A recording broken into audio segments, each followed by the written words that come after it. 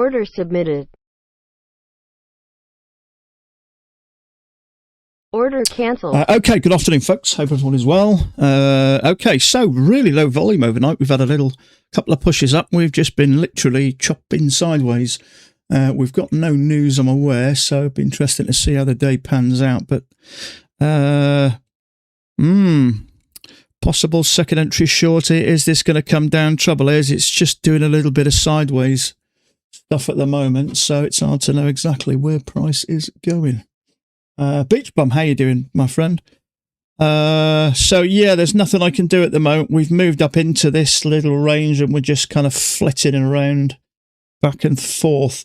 We've got a bunch of sell orders up here, but we've had a push out of this little range and we failed. So whether we're going to have another leg down, it's hard to say at the moment. I can't get in here. It could shoot up, could shoot down.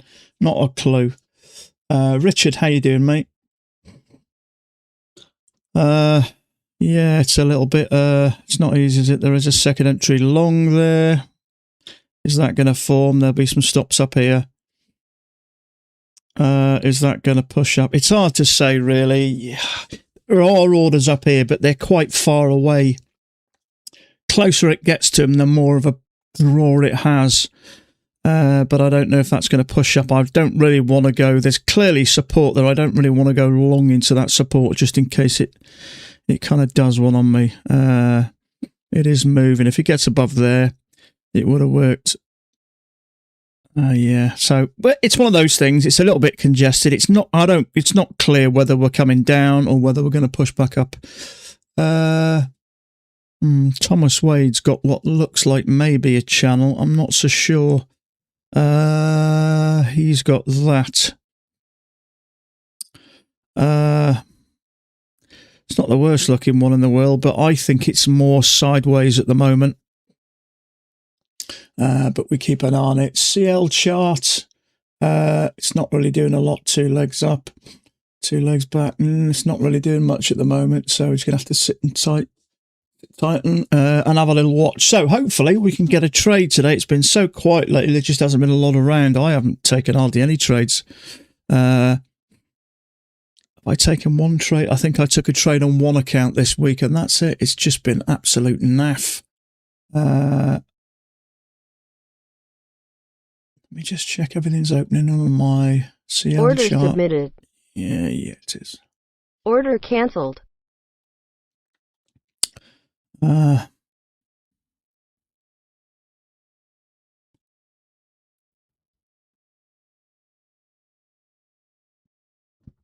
So we got a little channel with a break. Is this going to push up? As I say, there's about 600 sell orders up there. Oh, Thomas Wade's took a long. Where's he took one? Above there, I think. Yeah, I looked at it. Trouble is, when it's going like this, you never quite know. But he's got it as a little channel. So under those circumstances, I get why he took it, but I'm not convinced this is going up at the moment. I don't mean up, I mean as opposed to just ranging. It looks like it's ranging to me. We've had a failure. We've had a couple of bounces here. Doesn't necessarily mean it's going to go up. But that one did work. I bet he's pleased with that. Even he's finding it quiet lately.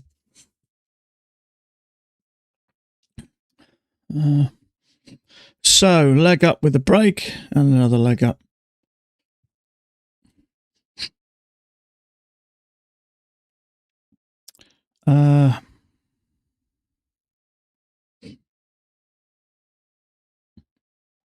Yeah, it's just a little bit choppy, isn't it? I'll be going along into this. It is fine. There is support across there, isn't there?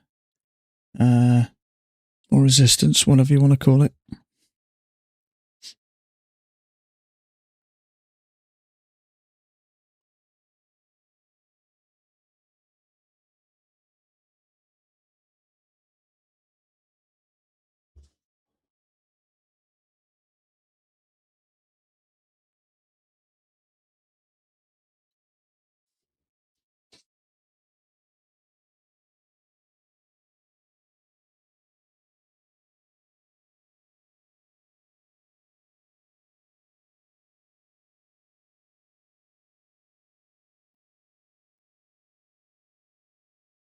And now it is just chopping sideways. It's not clear, really. There's a possibility I could take this up a little higher.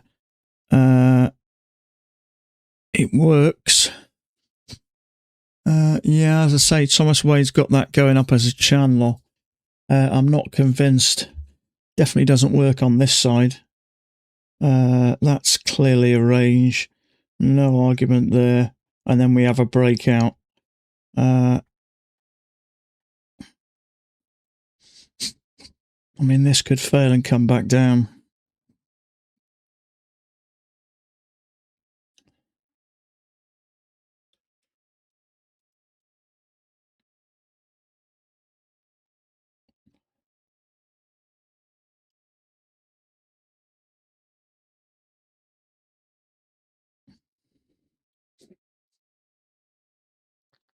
We are finding some support on that top line. Well, we're not now.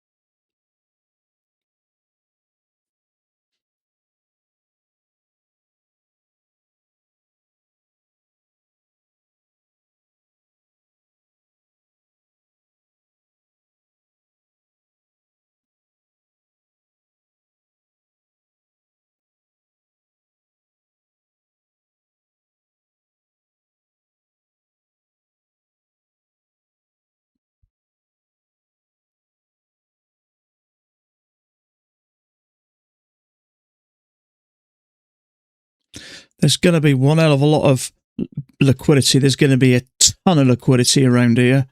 So a second entry short here I'd have a go at, I think. Liquidity there, liquidity here, liquidity here, liquidity here. If we got a second entry short, I'd have a go at that. Thomas Wade's still got it. It's a channel. It doesn't look like a channel to me.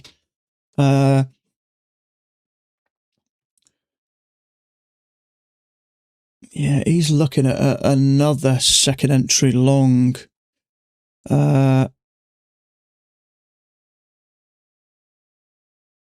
We've got a channel here with a break. I'd like to see if it push above there.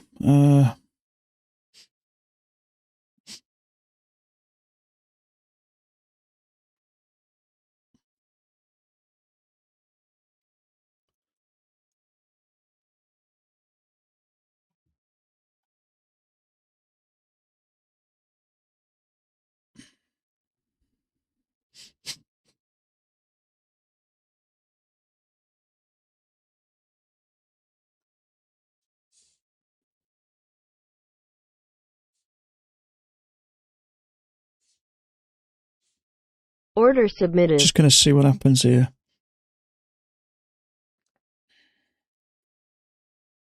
Order cancelled.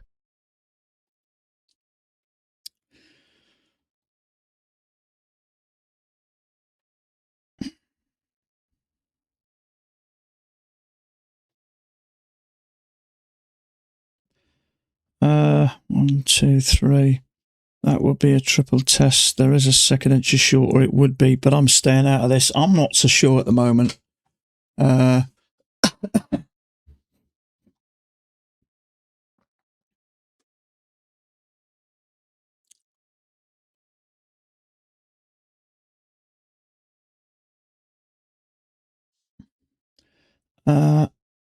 He's got that like that.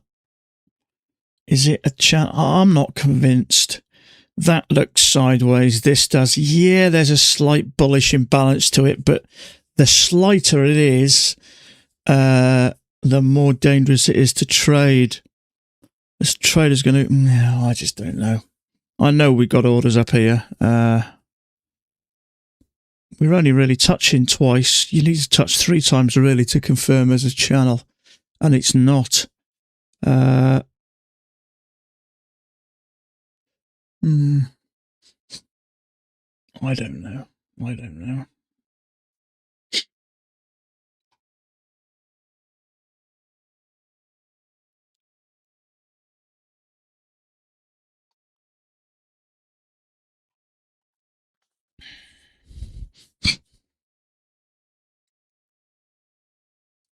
Neo, how you doing, buddy? I'm just going to have to sit tight here until I can see something. What I will say is there is going to be a ton of liquidity here, under here, under here, under here. So I really wouldn't be surprised if this thing comes screaming down and clears all this. I don't know. I could be wrong. It may be a channel, but it just doesn't look right to me. Usually my instinct's pretty good. And it's more just sideways chop. And sometimes you get into a trade like this thing. Let's say you take a bullish bar off here. Sometimes it'll trigger it and come flying down and clear all those. And that's what I'm concerned about. So I don't want to go long in this market at the moment because to me it's too choppy. I can just see there's 2 things that are standing out to me. 1, loads of sideways chop, and 2, a very weak uptrend with loads of liquidity. And that to me says, come down, clear all that liquidity. So that's what I think is going to happen. Which is why I'm not treating this as a channel. Once we start to pick off these, the thing's going to come down. Or I could be completely wrong. I mean, if this is a channel, second entry long, Thomas Wade could be going long there. My gut is it's not. No, it does that. I mean, even so, even if this is a channel, look what's happening here. We're barely getting above that midline. So for me, it may trap traders, and then down it comes. So I'm going to bin this. I hope that bar triggers actually, because if it does, it's not that I want anybody to lose. But for me, if it triggers, that's where it's going to start to push down, or I'm completely wrong. But my gut's pretty reliable. I don't often get it wrong. Not this far wrong, anyway.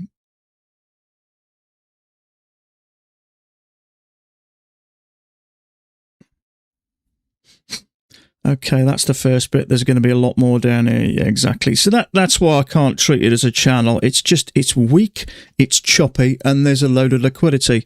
And when that happens, I've done it before. I've got into setups. I'm thinking I'm going to miss this push, and all of a sudden it triggers you, and then wham, down it comes. The channel is not very... No, it's not. That's what I mean. The weaker it is, the slower it goes up, the quicker it comes down, and there lies the problem.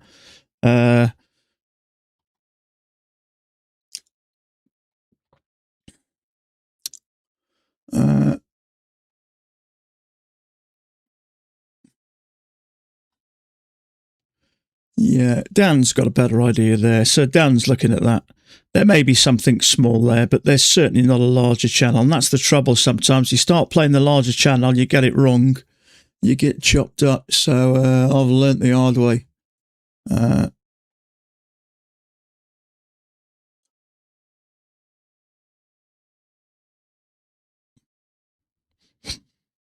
So, I mean, it's got a slight, as they say, a slight bullish imbalance. Yeah, it's slowly going upwards, but it is just slowly. If this comes down at the bottom now, forget the uptrend. It's just a standard range at the moment. And look at it. It's coming down here, isn't it? So there goes your channel.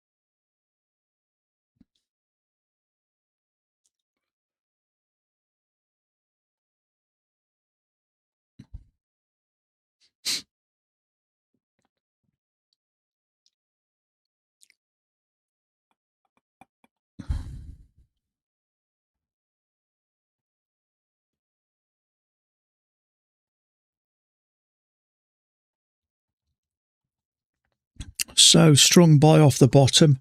Whether it'll go anywhere, I don't know. There are buyers down here, and there are buyers at 72 as well. So it may well pull back. I don't know. If it's ranging, it may just push up a lot of the times when it's the bottom. I mean, it has cleared any liquidity there. There's a big, strong bull bar there. I don't think it's got below there as yet. No, it hasn't. So it may come down a bit more. But there's VWAP there at 92.5. And there is 150 contracts to buy there. So it depends. It depends if aggressive buyers want to push up from here or get into the market here, or whether it's coming down.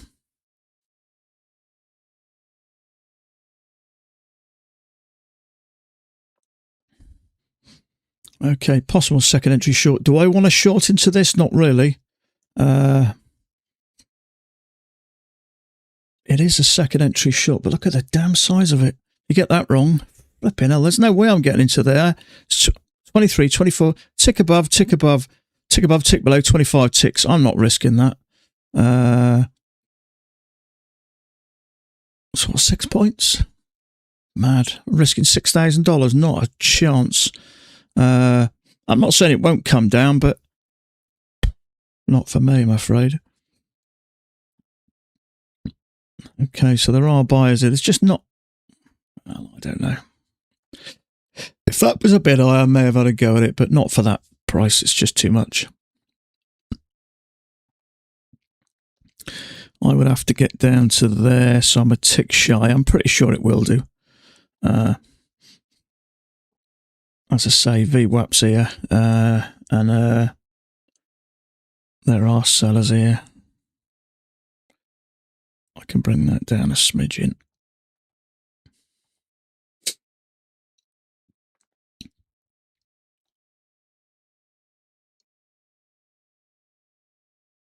And that is certainly not what you want to see if you go short there. It might not make a difference. We've pushed down and made a matching low, so I don't know. Because it is ranging, there are going to be buyers down here. There's no doubt about it. I can see them here and here. But not a huge amount. If aggressive buyers like this, they may just decide to jump in.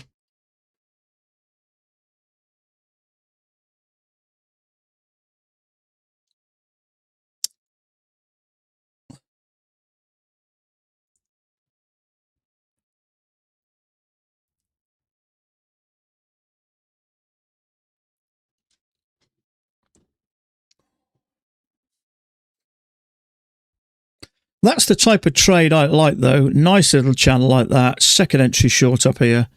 That's the type of size channel I like. This type of thing with a nice couple of legs back. Unfortunately, the context is telling me going short into support is a little bit more risky. And as it happens, well, I was going to say it hasn't worked for me. Now it clearly has. But initially, I thought it may start to go back up. But if I got on a tick below that, I'd have been 2 ticks short. So it did work in the end, but not before it starts to pull back. Who have I missed? Who have I missed? Kenny, how you doing, buddy? Little Hammer, how you doing, mate? But it's such a big bar, and there's not a lot of space to the lows, so you've just got to be... Would I take it on an evaluation? Yeah, I would. But not with 20 counts. It's too expensive if it goes wrong, and it is a little bit more risky. Up here, different story. So it's bounced off VWAP there. There are 125. Tell a lie. They've been eaten. Of course they have there. Yeah. So there are contracts down here. 123 contracts. Not a huge amount, but momentum may shift.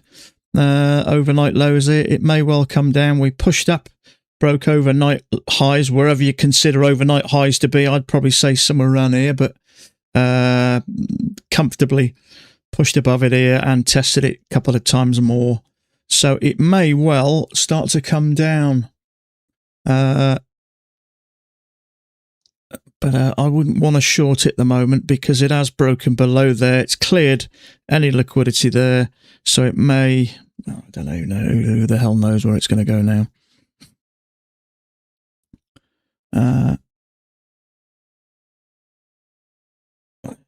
That could be something like that.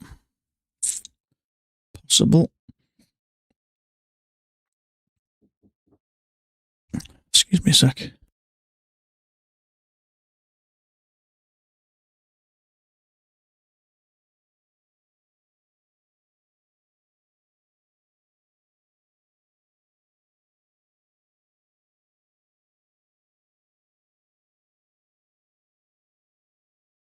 Okay, excuse me, just for 2 minutes. I've just got something to do.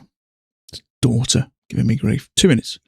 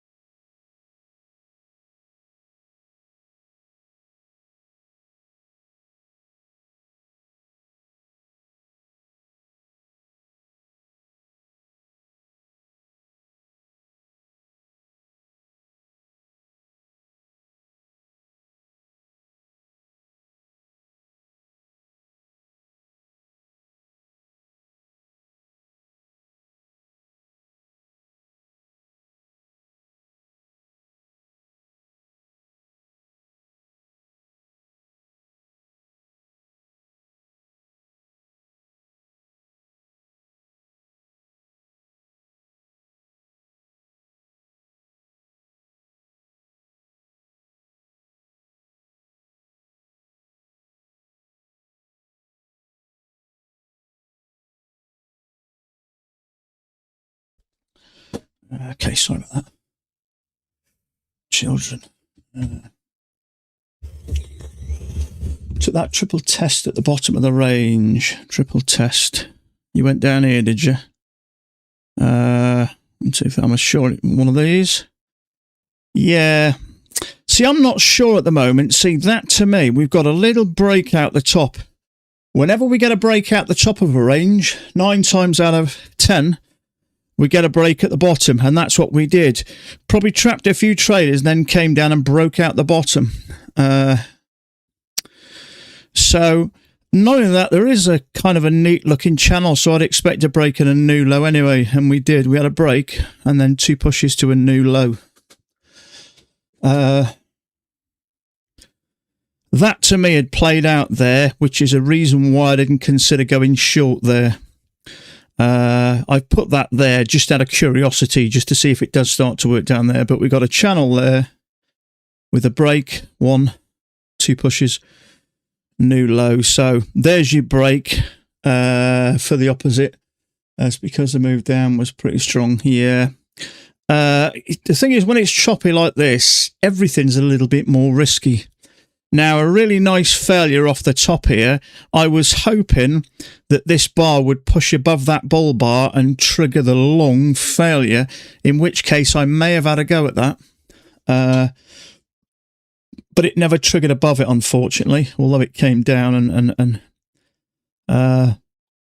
but really, most of your trades want to come at the top or at the bottom. Obviously, bottom going long and vice versa. And generally stay out the middle. Sometimes the middles work, but this is where you're going to get most of your, your risky stuff, your chopped up. So at the moment, I don't know what's going on. Is there something larger? Who knows? That's the frustrating. There's so much of the day, you really don't know what's going on. If you knew what was going on, you could trade it. But it's just another one of those annoying starts of the day where it's literally just chop. There's no real direction. There's a slight upwards, but it's just too weak. Yes, you can see it's slowly grinding, but the slower it goes up, the quicker it comes down. And the trouble is, if you end up getting into some of these trades here, thinking this thing's going up, all of a sudden it'll come down and clear all that liquidity. I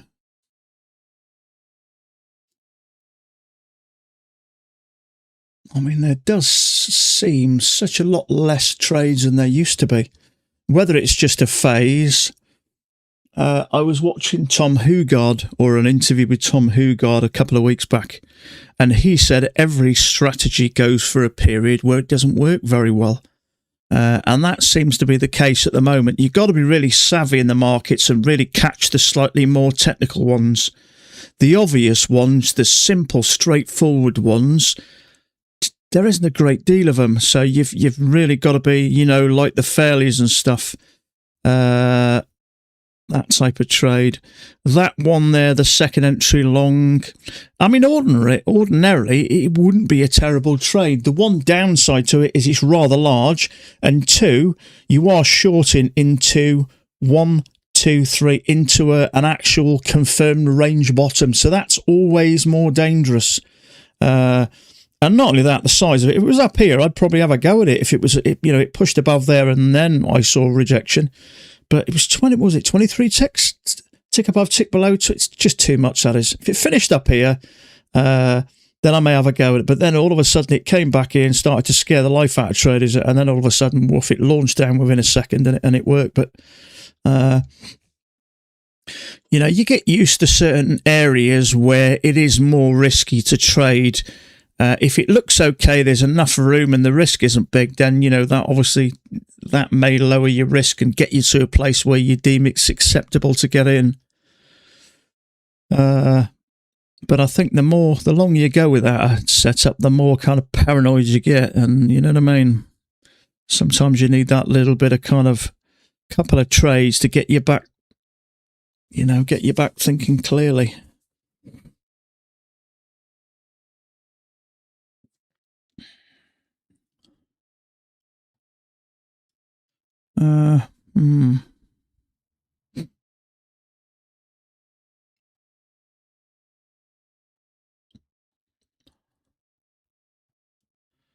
So it did look something like that.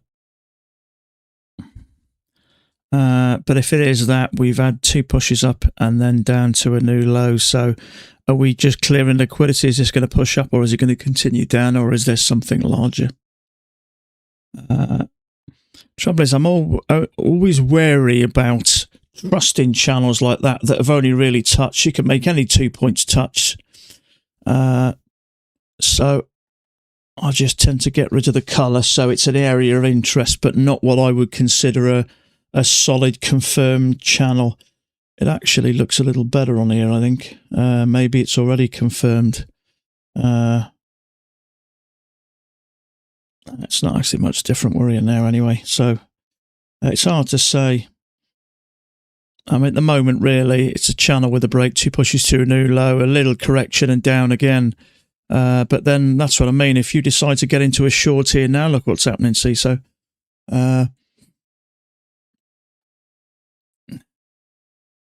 it's okay to accept the fact that you don't know what's going on. I think sometimes with me, I always found I had to know what was going on, but there are some times where you just don't. I mean, professional traders really, we're looking at something like this, aren't really trading this because it's not clear. And it's where inexperienced traders tend to get chopped up. And I know that because I was one of them.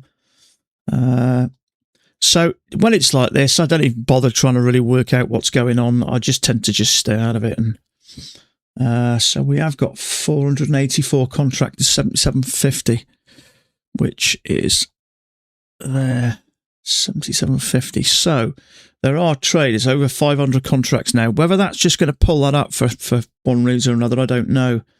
But there are traders who are liking to sell there, and you can see 1, 2, 3, 4. There's clearly an area of resistance there. So I suppose you can understand why traders are thinking about this would be an area to sell. You sell it here, you put your stop up here, and you try and ride it down to the bottom, I suppose. So if you wanted to sell that, you maybe put your stop there. There's your 2-to-1 risk there, or even 3-to-1 in that case. You could go down a bit more. You got traders getting in there. That's where I will probably put my stop above all that, and probably there for safe. And you're risking 1 to make 2. All it's got to come down here and test this. So I get why there may be sellers there. And the way it's pulling back now, I absolutely think it's likely to push up there.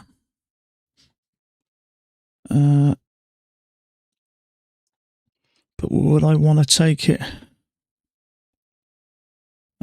Not really.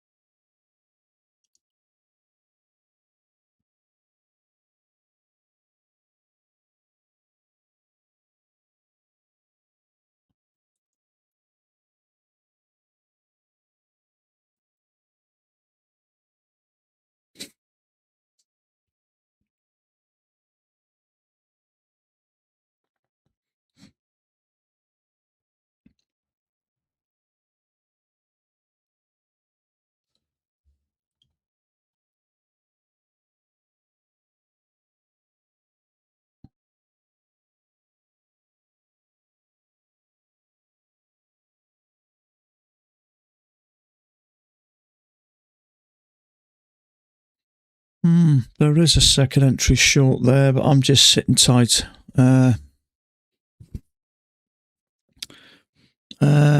Bar's no good anyway. I would prefer a couple of legs up here, really, and to see some rejection up here. I can see there's 500 contracts sat there. There's a fair amount. Not only that, there are buyers just below that bar. You can see them. They've actually just disappeared. There are still some there at 65, but they've just been cut.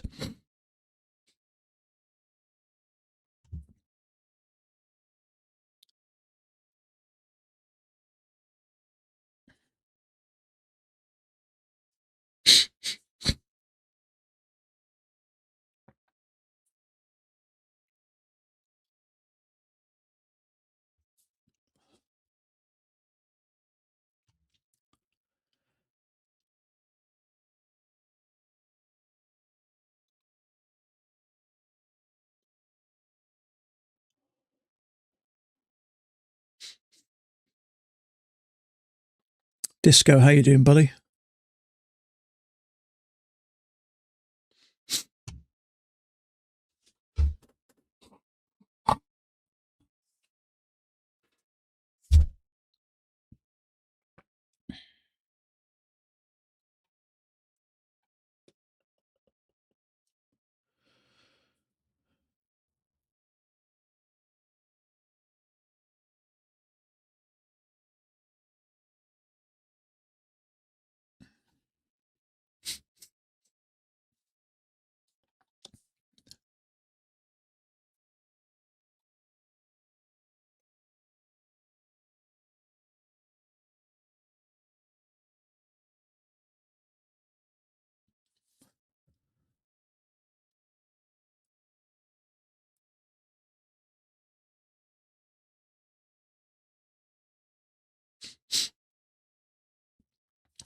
Not another great start. I mean, yesterday was just chopping up and down, wasn't it? Wasn't really good yesterday.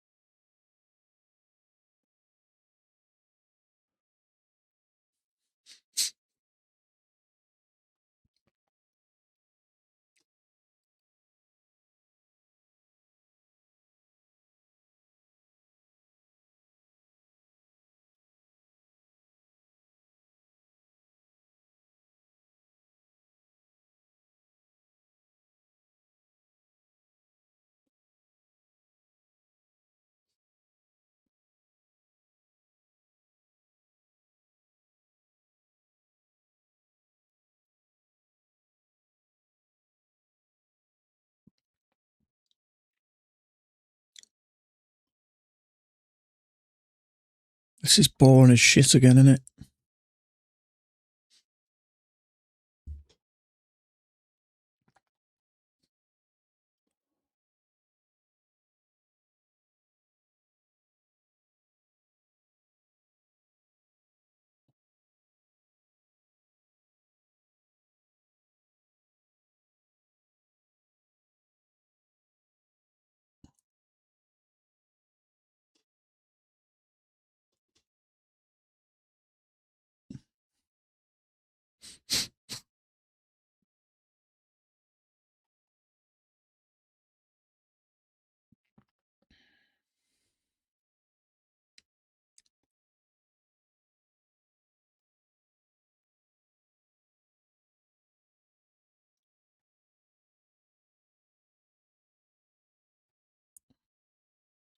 Little second entry here. Go on, have a push up. You can see there's buyers down here, overnights. Order submitted.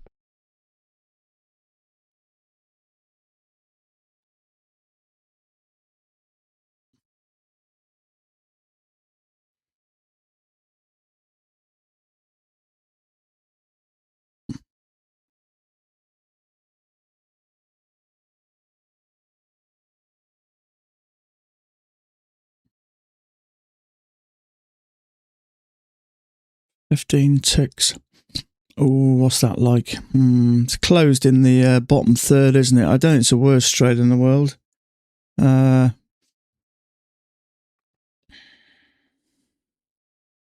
Order cancelled. I would prefer it to be a little better. As Max said, it's closed in the bottom third, so it's probably okay. I'm just going to sit tight here a minute. Not like that. You can see there's 500 contracts right there, which is a little bit above it. So for me, you just got to sit and wait through this.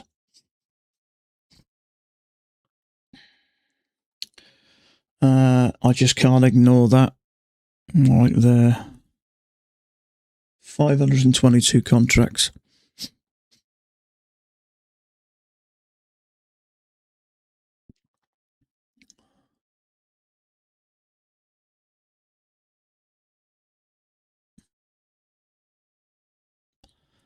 I don't think there's anything like that, is there? It's hard to say. Trouble is, if there is, we're losing a bit of momentum, so we could get a bit of a stronger push up. It's hard to say. 77 as well. Big chunk of orders at 77. It's a fair way away there, so it may be safe. Okay, that's just picked up 500 odd contracts. That still will be a second entry short, but I would wait for the lower high here just in case I get it wrong. But the fact that it's eaten 500 short contracts there is encouraging. But I want to wait down. You never know whether it's just going to absorb them. 77.50.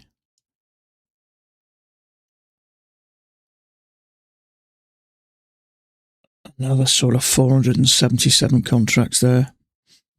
Maybe it's just going to test this support area here. We've pushed up once. Maybe we go up again. Who knows?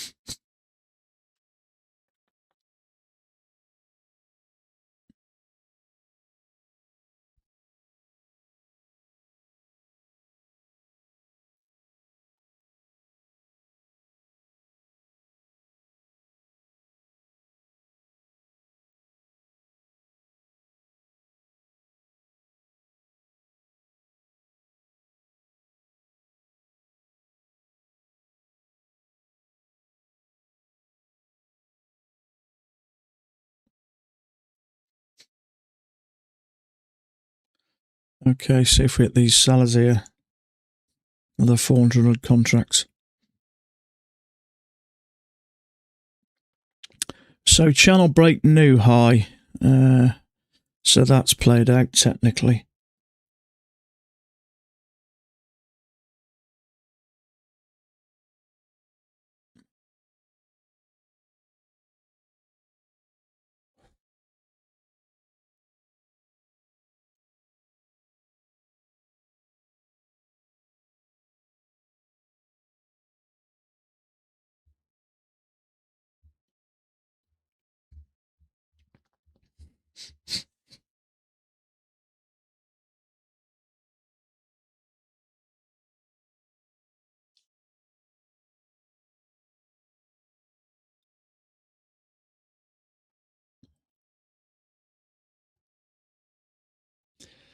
There may be a bit of a range. You may argue that's a triple test. The trouble is with them big orders right up here, I'll be nervous about shorting there. You've just got to sit tight. It's a little bit congested here. I fully expect that to push above here with those orders there, or I certainly wouldn't take it a short here with those orders there. You may argue there's a triple test if that finishes bearish, but we go up, we go across, we go up. So my guess is this is more likely going to go up.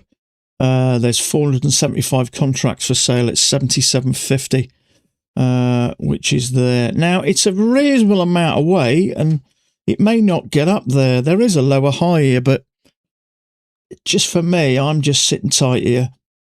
I mean, it's a 20-tick bar, and you'd be shorting right into the midliner there, so I'm just sitting tight here. It's closed above the EMA anyway, so it's no good for me.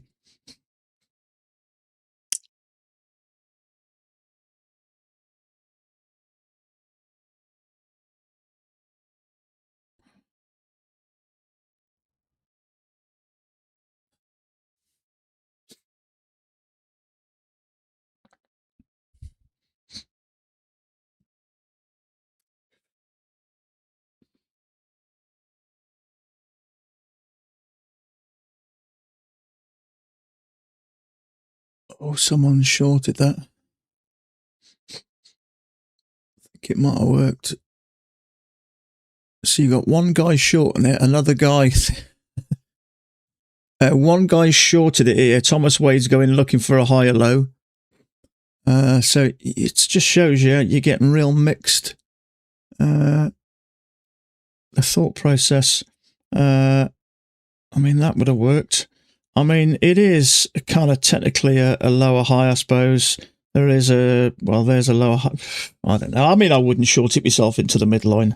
It does look like it's ranging and, you know, it may go from top to bottom, but it's just not clear, is it really? Not only that, I have got a large amount of contracts I can see on bookmap sat right there. Now, the further it is away, you know, the less of a pull it has. Sometimes they have sat up here all day and they don't get touched, but it's just not clear, is it? So the simple thing to do, we have a nice confirmed channel up on the 10,000 tick chart. Channel up.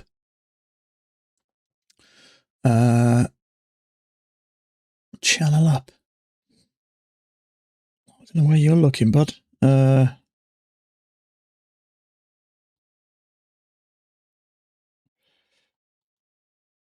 Up. Which one? This one? That for me is just a push up and a load of chop. Yeah,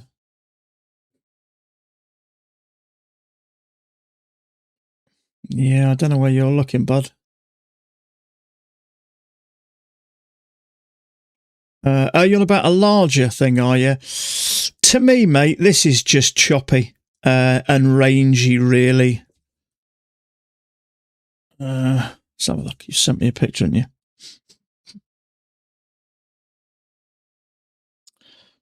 No, I see what you're doing. It don't look right to me, mate. To be honest with you, you've just gone like that, haven't you? Yeah, I don't know. That would mean you would be looking for a long gear at the moment. It's a push up, a load of sideways, a push up. Doesn't look right to me, mate. And not only that, if it was, you'd be going long off there, wouldn't you? And to me, this is going to come down and stop that out. It looks to me like this is starting to work down towards the overnight lows. So it's not really, but I know it kind of touches in 3 places, but it just don't look right for me. So that's my opinion. But you know, it may bounce and go up. You never know. But it don't look too good, mate, for me. I mean, we yesterday's lows, and then we just chop all day long, and it's only this morning that we bounce here again. So, see what happens.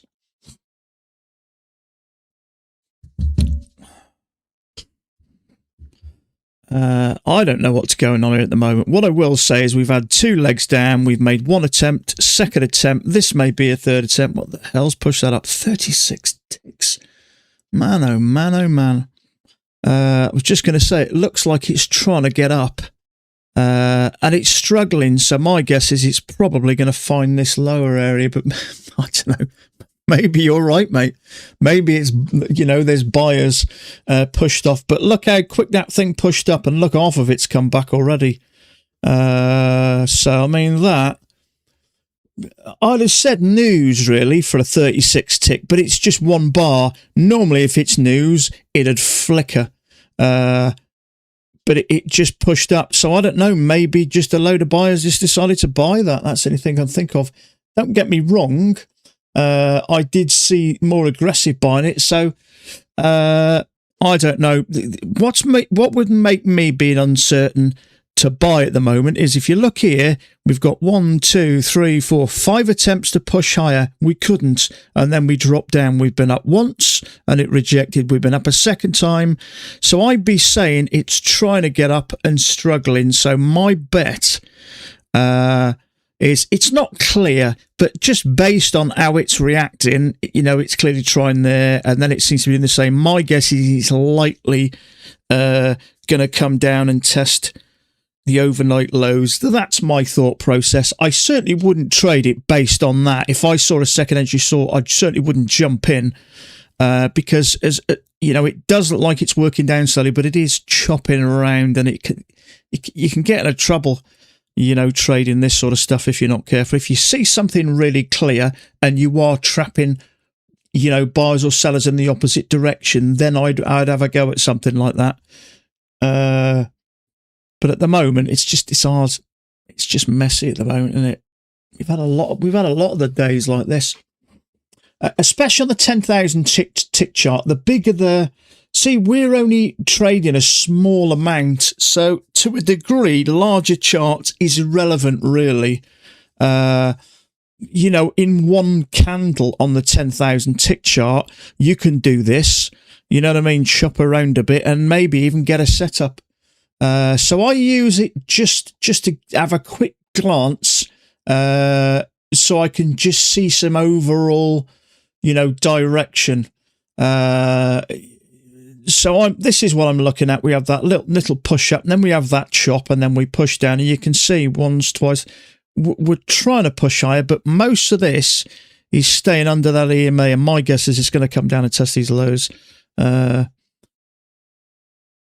So, but you know, I wouldn't trade just based on that.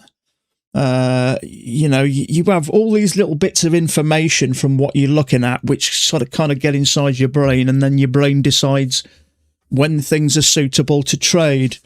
But at the moment, it's just choppy and trappy, isn't it? So, but my guess is it's more likely. So there'll be liquidity. We've come off the top. That bar there has pushed above any bit of liquidity that may have been sellers there. And now we're coming down. But as quick as that bar went up, look, it triggered it. Wham, we're already below it now. So there'll be liquidity there, liquidity there. So it looks like it's testing the lows here. But as we've made 3 attempts to push up, my guess is more likely going to fall below here. And then the next bit on the agenda are these areas. I would have suggested anyway. But you never know. When you get days like this, you never quite know where price is going to go. I was looking at This didn't look terrible. Touch. I was kind of hoping we get see that bar there. It was a bit premature and it pushed up. It didn't stop it out. I was hoping we were going to push up a little bit and then find a bearish bar. That would maybe a triple test. So I was looking at this, but it just I don't like a full bar like that hasn't ticked above a previous bar. But it does look like 2 legs up, and it would have worked. But you know what I mean? I don't know. This has been awful lately. This has. There was a second entry short there, but it's a little bit congested. It's above price, above the EMA. EMA is a bit flat, and it did chop around a little bit before eventually it dropped. But this has been awful lately.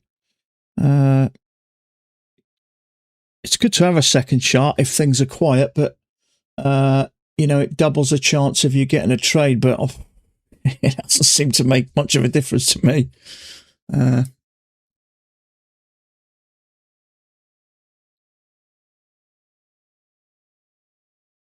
many trades you can take? Do I take a week? Not many at the moment. I mean, I've what I've done is done a couple of trades on the odd account, but not much really. I suppose on average 1 or 2 trades a week it's been. So last month, over my 20 accounts, I got my accounts up by 10,770, give or take a bit of change. And I think I was averaging a couple of trades, 1 to 2 to 3 trades over a couple of weeks. So what's that? 1, 2, 3, about 4 trades, I think. Say 5 trades. I did a couple of bits on a couple of stuff, but over the last month, about 5 trades. So it's been really slow. There hasn't been a lot, to be honest with you. So, but going back 6 months, I was probably averaging, I don't know, 3 to 4 a week comfortably. And I was only trading 1 chart, so it's just hard lately. But what I will say is if I'd have taken more trades, I'd have taken more losses. My win rate, I think, is about 93.6%. I've taken 1 loss this year so far. Well, in December, January and February, I've taken 1 loss. But I've hardly taken any trades. But if I'd have taken more trades, there would have been probably a more loss or 2. So I think sometimes you're better off not taking a trade than taking a loss, unless you obviously find a good setup. But it's hard to know what to do when it's like this. It's all over the damn place. It's very choppy. Not only that, it's overlapping itself. So if you get in here, it might not be long before it pushes up and comes back and takes out a possible stop. So it's almost impossible to hold runners in this stuff because it just overlaps itself constantly.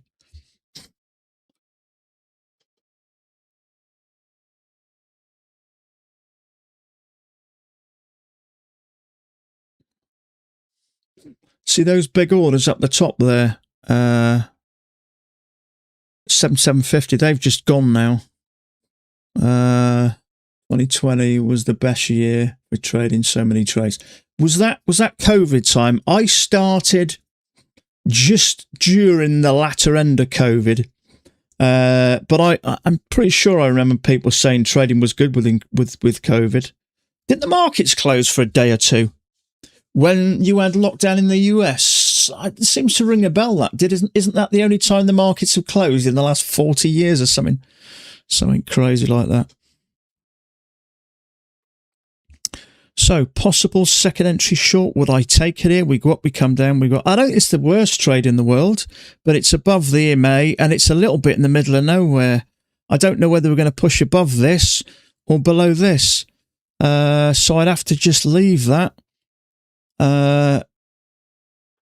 It's one of those riskier trades. I mean, it looks okay off here. But it's 14 ticks. It's a bit choppy, isn't it? you don't know whether it's going to work. Yeah, I started in November 21, I think. 23, 24, 25. Was it 2000? How long have I been training for? A little over 5 years. It'll be 6 years this coming November. 21. No, it must have been 2020.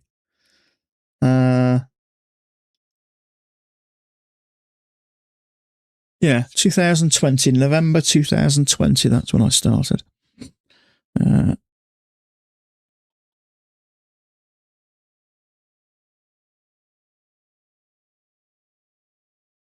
Well, you started November 20 as well, did you? Yeah, same time as me.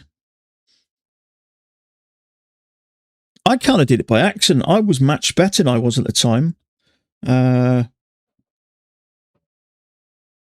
So I was taking advantage of the free bets the bookmakers give you. I had a piece of software from a company that you take advantage of the free bets. You use a certain calculator and you make a profit of around 70 to 80%. But I did that for a couple of years, but after a while, the bookmakers stopped giving you offers. So I was researching Betfair trading because I know a few people. Yeah, Michael Chin got me in as well. I actually think Michael Chin did Mac a big favour. Because I know so many people that came into trading. It's weird how everyone seemed to be watching. You know, some of his videos were getting 5, 6, 7, 800,000 views. So I think he did. He did Mac a favour. It certainly got a lot of people into trading. But I know they get a hard time, don't they? But they're no different than traders today. You've got other traders today who are, teaching the same thing as Mac and charging money for it. So I don't look too bad on them. They've been called scammers and all this sort of stuff. But how many other people now have learnt from Mac and are trading them and teaching?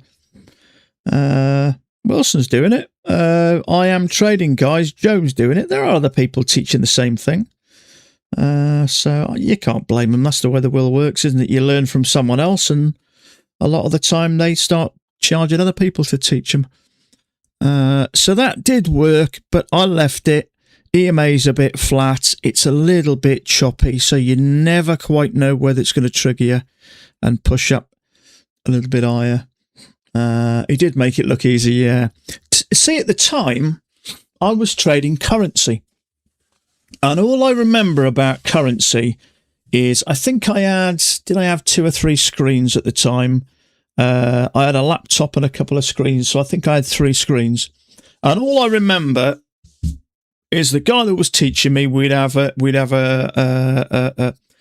screen with, I think there's 6 majors on there.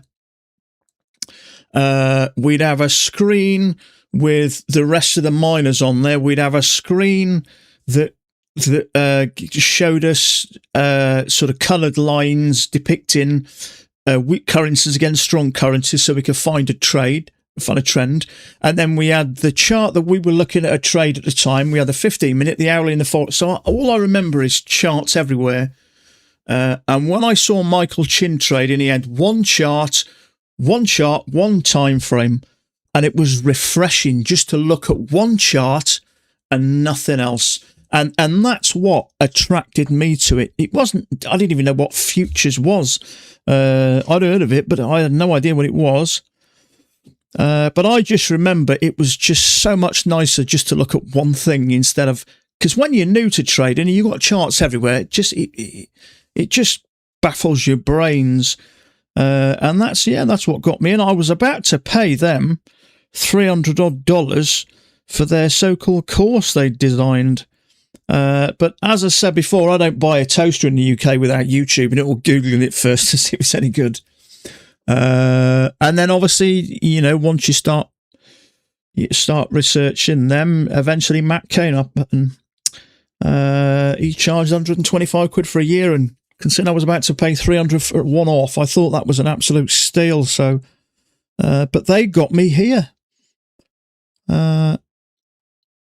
So he definitely did Mac a favour. I know Mac got some sort kind of injunction against him or whatever, didn't he? But I don't know. He definitely brought more. They definitely brought more traders into this space for sure. And that's when the misery began.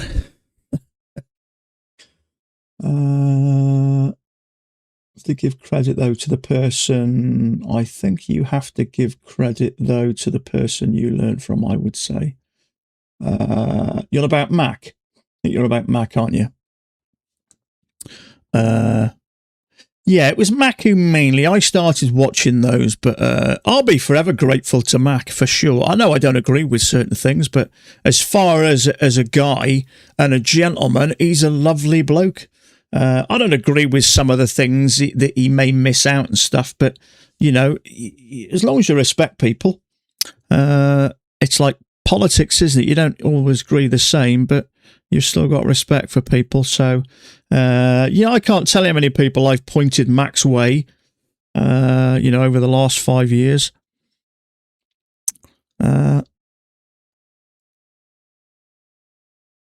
But I think they're still trading those two, aren't they? I think I still see a video once in a blue moon from Riley Coleman. Eyebrows himself. You can't blame people for, some people, they see a way of making money out of people and they charge them for it. Wilson does it. I Am Trading Guy does it. It's just kind of the way the world works, isn't it?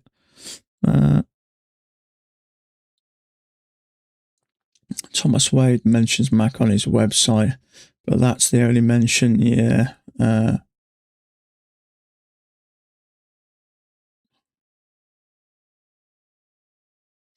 I talk about Mac all the time, mainly because I think he's a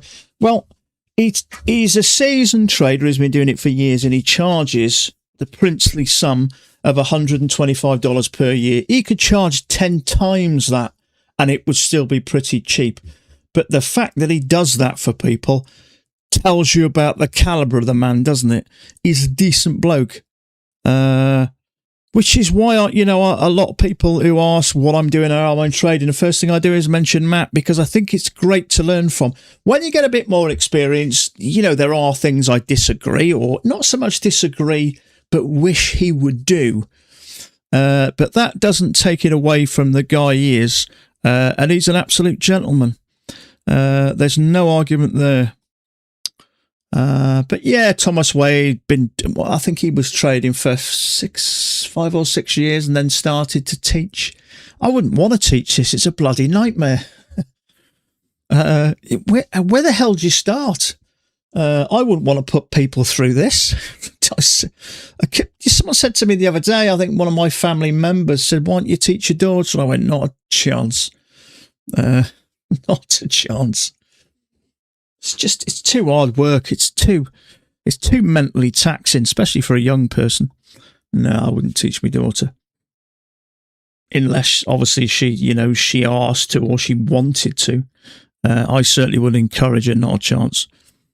There's a lot less stressful ways of making money, that's for certain.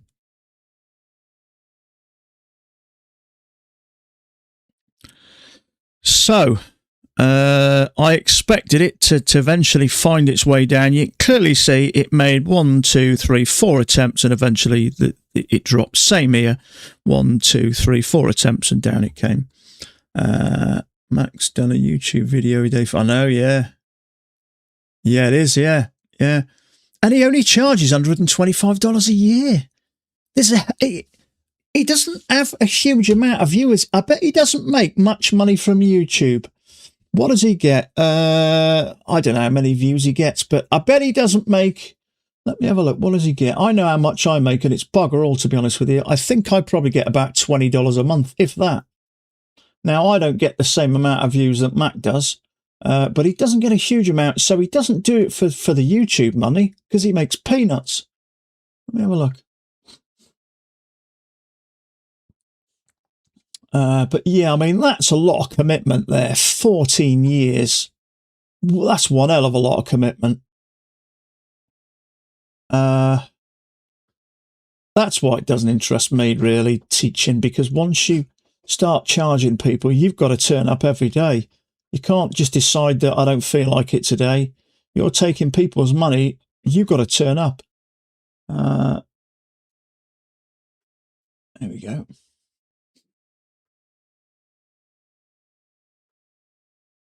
So he's only got 36,000 subscribers. What does he get? Let's say an average of 800, which is more than double what I get. I probably average around 350 a day, I think. I don't, I know people like Nutty trade for sort of 4, 5 and 6 hours, and those guys make videos as well, and they've got a bigger following, but I bet Mac doesn't make $100 a month. I absolutely bet he doesn't. So he doesn't do it for YouTube. But he's quite a Christian guy, isn't he? And he did say, I saw the video, he did say that if he did well out of it, he would give back. And charging $125 a year, that's giving back. He hasn't put his prices up since before I learned from him. So that is not someone that's after ripping people off. And I'll tell you something, there ain't many people like Mac around who are honest and genuine and charge you such a small amount. I bet there isn't anybody that I know of. You have to be careful with the SEC coming knocking, yeah. I mean, I have something on my chart just to say this live stream is entertainment and all that sort of stuff, but just the small amount that he charges you, it's peanuts. $125, absolute peanuts. I feel guilty for, I feel like I'm robbing him. It's only a decent, honest guy who does that. Never.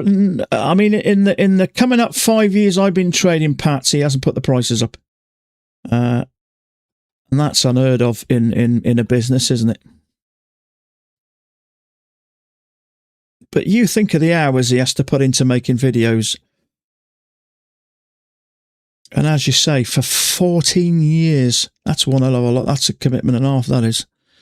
Okay, if you've got a second entry, would I want to go short here? There's no reason why you couldn't. We've comfortably pushed below overnight highs. It does look like we're aiming towards yesterday's low. So if we got a nice setup here, I would take it. I know we're into kind of newer territory at the moment, but there's no reason why you couldn't. Price still works the same.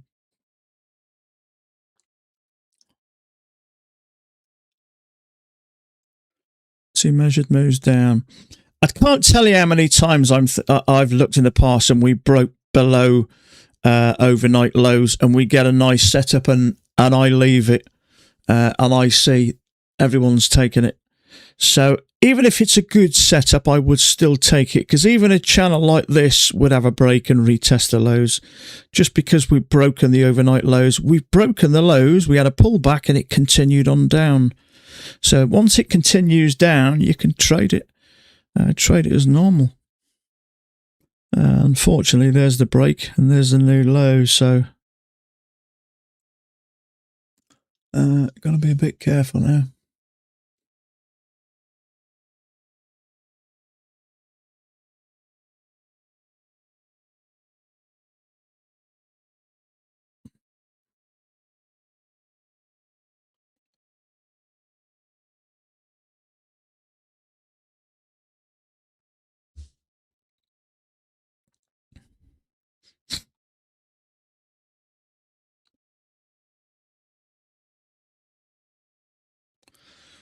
Okay, let's see what happens now. I mean, this could carry on down. It's always possible.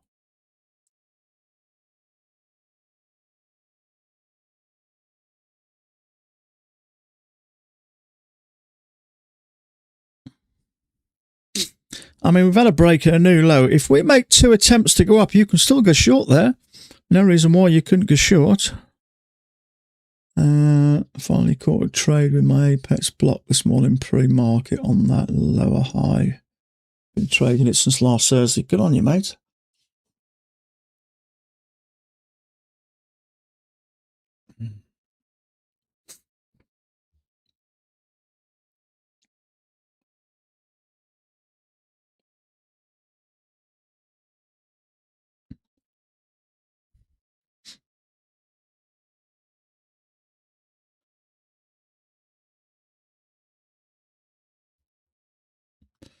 So is this going to continue down? No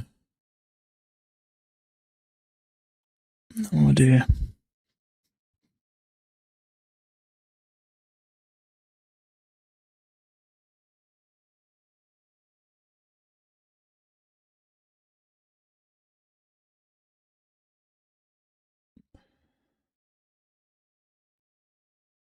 Soul destroyed. Yeah, they can be. Best thing to do, mate, is get yourself a beer, put your feet up, get some music on and stuff. It is frustrating. There's such a lot of trading, especially lately, where you sat around twiddling your thumbs.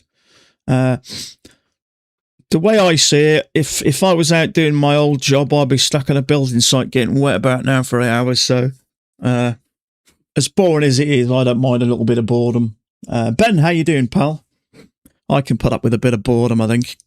Yeah, I think you've just got to think about what else you could be doing, and depending on where you are in the world, it could be wet and cold. At least you're kind of indoors, aren't you? Could you speak again to the STF props you are going to try to find Lucid? I'll follow you in these. STF, straight to funded. Okay, so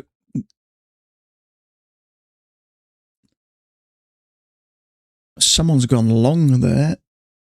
Oh, they've got stuck. Oh, they're out now. Someone's gone long there.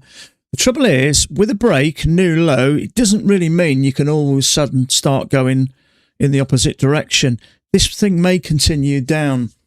So the only one I've tried in the past is Lucid.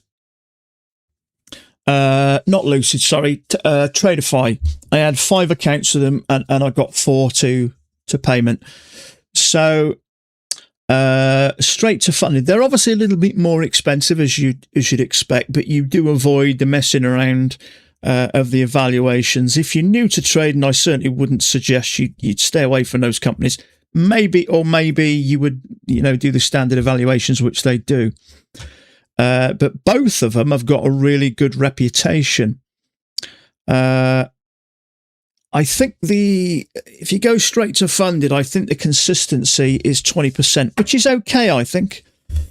If you got $2,500, that's $500 in a day. If you're making $500 in a day from $2,500 a drawdown, I think you're doing really well. So that doesn't concern me in the slightest. But what I like is they do a $150,000 account where you've got a $6,000 drawdown, so you've got more to play with then. So that's what I intend on doing when I get a payment, is getting 5 of each. And the drawdown from the 10 of them will give you more than my 20 Apex accounts. So effectively, you're trading 40 plus accounts there. So that's what I intend on doing. I think they work out about $500 a piece. So I'd be coughing up $5,000, but you've only going to get 2 of them to pay, and you've got your money back. So small price to pay, I think. As I say, I wouldn't suggest you do them. I wouldn't go anywhere near straight to funded ones until you've made a bit of money in those. But yes, you do. Yeah, but if you trade in 2 contracts, that'd be like getting to $4,500. With Apex, or you could even trade 3 contracts. It'd be the same as trading with Traderify. Take Profit Trader. I think Take Profit Trader, you got a $2,000 drawdown with a $150,000 account, so you've got a $6,000. So you could trade 3 contracts if you wanted to, or maybe trade 2 contracts on one and 3 on another. I don't know, but yeah, you have to get a little bit more profit. But once you've got there, you're making profits then from 2 contracts as opposed to 1. So yeah, it takes you a little bit longer to get there, but then your payments are going to be a little larger, aren't they? So I'll when the time comes, I get a payout here, then I'll look into them and weigh up the odds. But if you can hold accounts and grow them, So we could get a triple test here, or this could be reverse. It's hard to say. If you can hold accounts and grow them, that's the time to start increasing. And not only that, it's always good not to have all your eggs in one basket. So let me see if this gets stopped out. I certainly wouldn't trade this. I'd like to see a higher low here, stop that out and then trigger above, and then you may get your triple test there, but it does look like this thing wants to continue down. There are buyers down here at 35, which is still quite a ways down. That's too risky to me, trading right around the centre line, regardless of where it's gone. There's liquidity here, possibly here, so I'd want that pushed up here. Yeah, it's considering it's quite a chunk, isn't it? $9,000 profit to hit. But if you traded 3 contracts, that would be the same as $3,000 a contract, wouldn't it? So that 3 contracts, $6,000. It's like having $2,000 of drawdown per contract. That's what you would have if you would trade in Take Profit Trader. So yeah, you could, or maybe on your Lucid accounts trade 3 contracts, and on your Traderify trade 2, so you can kind of mix it up a bit, increase the risk a little bit on one lot and reduce it on another.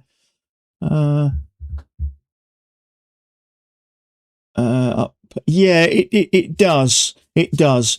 I mean, we're talking about the straight to funded, so at least you are making profit. I wouldn't do the $150,000 the evaluations, because yeah, it's madness. You got to get to. I would only do it the straight to funded, so you pay your money and you trade in live. So that to me is not so bad. And not only that as well, when you take profit, you've still got a good amount of money in there to kind of, take and relax.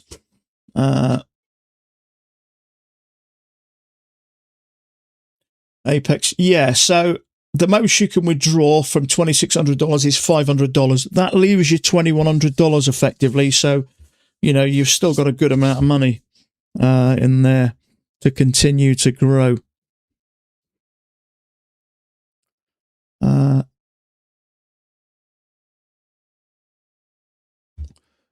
So yeah, someone got stuck here going long there. So we're getting into these buy orders down here now. There's some more down there at 9:30. This thing just looks like it's going to continue down, doesn't it? So if we're at that 9:30, we'll have broke yesterday's lows.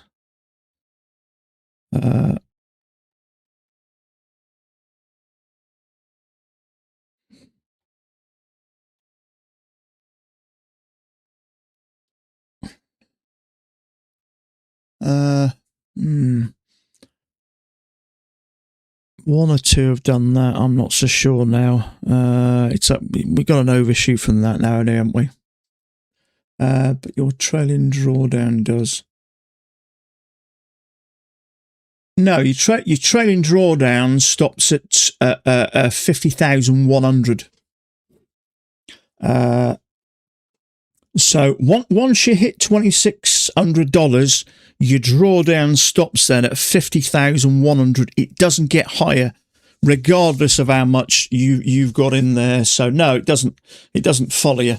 It follows you from 47.5 to 50. But once you hit your profit, it stays there. So you haven't got to worry about that. So obviously, the bigger buffer you got, the more kind of safety net you've got, really.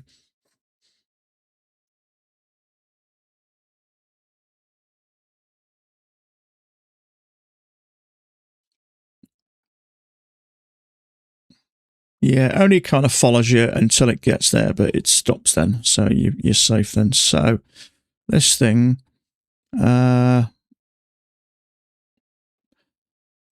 we've now broken yesterday's lows. It's a shame, really, we didn't get a triple test here, because I may have had a go at that. There's certainly plenty of space from the tops to the bottom comfortably. I was hoping we were going to trigger that, stop it out, and then give us a nice big bearish bar there, but it wasn't to be. What is the cheapest firm account type to try funded? I would have probably said Apex at the moment's $30 odd dollars. Bull and Knox, I'm not sure. Maybe cheaper. You might have to look into it. I've stayed away from Bull and Knox because you can't. They won't allow you to trade with other companies at the same time.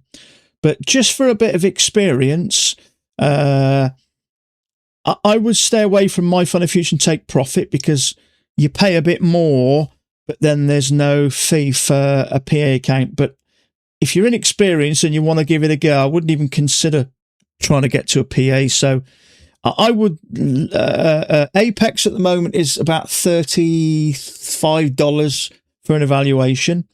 And I think Bull and Knox is probably somewhere in that ballpark. So I would probably look at those two.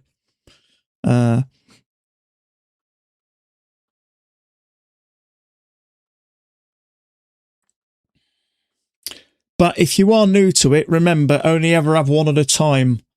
There's no point in risking multiple amounts. Save that for when you can make some money. But just get one, just to get some experience. It gives you that kind of feel of having some skin in the game.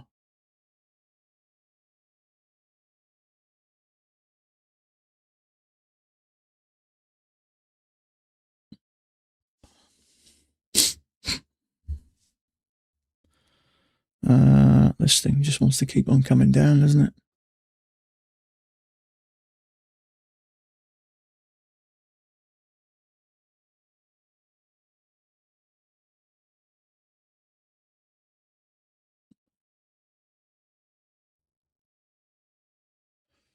But doesn't Apex charge you an initiation fee plus $30? No, it's just a one-off. What they do though is if you say no, if you get an evaluation, straightforward evaluations, say at the moment they're $30-something, you'll pay that every month if you keep that account going. But no, if you wanted to sign up to Apex as a one-off thing, no, you just pay 30, I think it's $33 or $35, but they'll charge you that every month. You can cancel any time, but they'll charge you that a month. As long as obviously you've got the account going. But if you do that, don't even try and get lucky and get to a PA account, because when you're new, you may get one there and be lucky, but then you'll pay $75 for the PA fee, and I guarantee you'll blow it. So the only time really to go to a PA account is to do it organically when you can generally got the skills to get you there, because we can all get lucky and do, have a go, but then if you've got there because of luck, there's no point in paying $75 to get a PA account because you're going to blow it. So you're just going to throw away more money. So just stick with the one, just to get some experience of what it feels like to have a little bit of risk. Yeah, they're okay. They're as good as anyone, to be fair. They're as good as anyone. I'm just going to take a quick bathroom break. I'll just be 1 minute.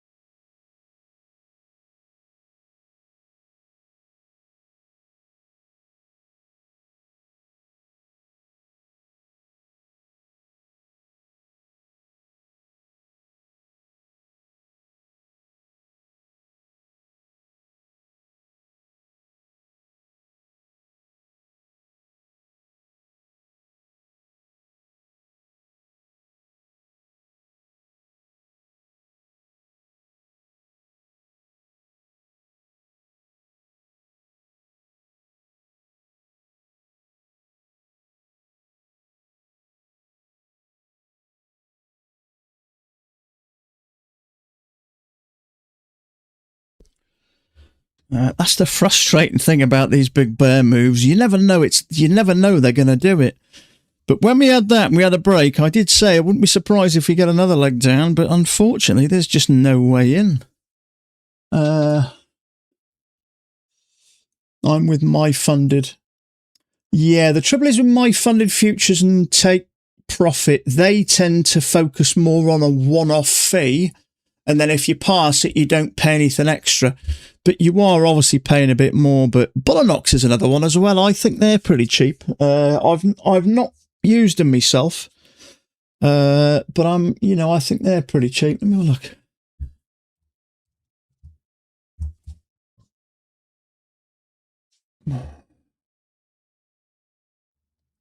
Not sure what their prices are.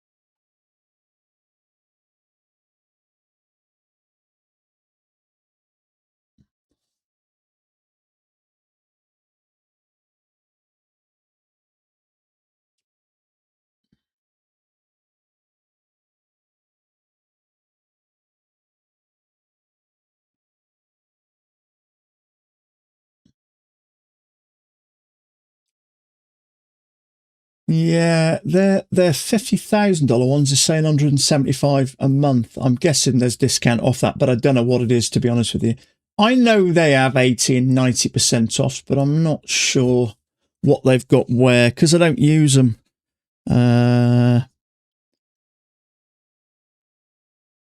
But just keep it in mind, don't just sign up, make sure you use a code, because if you don't use someone's code, they could charge you the full price or half price. I did it myself by accident once. So just keep it in mind. Make sure you get a code from someone. You'll save yourself a bit of money, and you won't accidentally pay over the odds.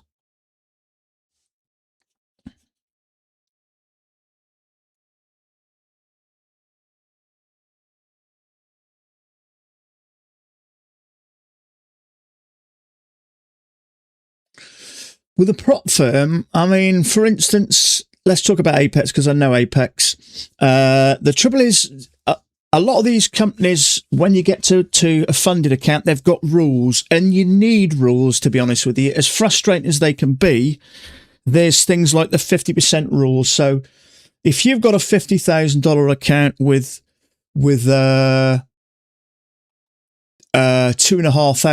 drawdown, you can't lose more than 30% of it in a day, which I believe is about $750. They'll penalise you for that. So when you come to a payment, they'll make you trade another month or another 8 days. So you've got to keep in mind those rules. And as frustrating as they are, you have to have rules in trading. You can't really treat it like let's just see if we can get lucky. Everyone does, but you get penalised. The trouble is with companies, more and more people, more and more of them are setting the rules because they know people are just playing the numbers and getting lucky. But, the ideal goal is to get your own account. And when you've got your own account, you need to be even more strict with them. So, the rules they have are there for a reason. They save them money, but they make you a better, safer trader. It's frustrating when it's like this because there's no goddamn way in, is there? There's nothing you can do. I often think about trading this little strategy when we're doing this. When we got these double width. So I'd started noticing the price was doing this a couple of years ago. Whenever we come down, we get a bullish bar. If you sold there at the close of the bullish bar, 2-point risk, 2-point profit, that worked. That one I wouldn't touch. That one I probably would. We're coming down again. That one I would. So there's 4 would have worked there. So it's just kind of a mini pullback. That one I wouldn't have taken because the channel didn't really start to here. That one I would have done because you can clearly see. That one I wouldn't. It's too far to the left. That one I would. That one, too much of a stem. But there are ways of making profit. If you just do a 1-to-1 as well, all you got to do is win half of them. A little over half of them, and you're making profit.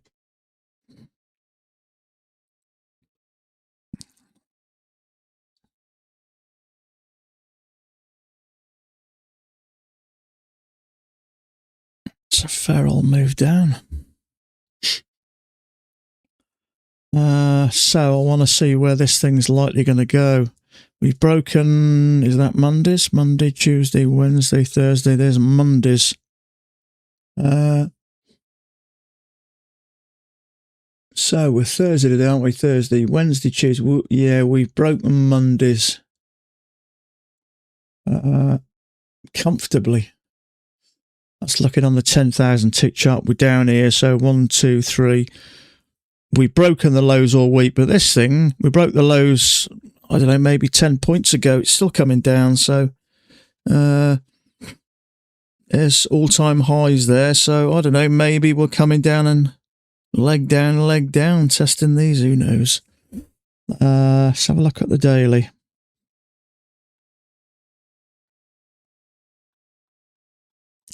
So this is the daily. Yeah, we're finding some support here, aren't we? So maybe this thing is going to come down a bit more. Who knows?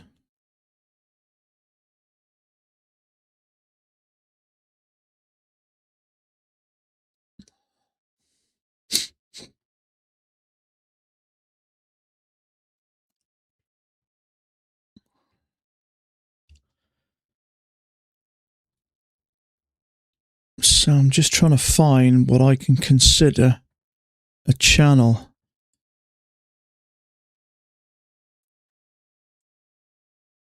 What does that look like? That's not too bad. Trouble is, we've come to the top. We're already on the way down again. The trouble, sometimes these strong trending days, there's very few places to get in. And half the time when we get back, we don't get a setup and the damn thing just drops. No setup here, no setup here, no setup here.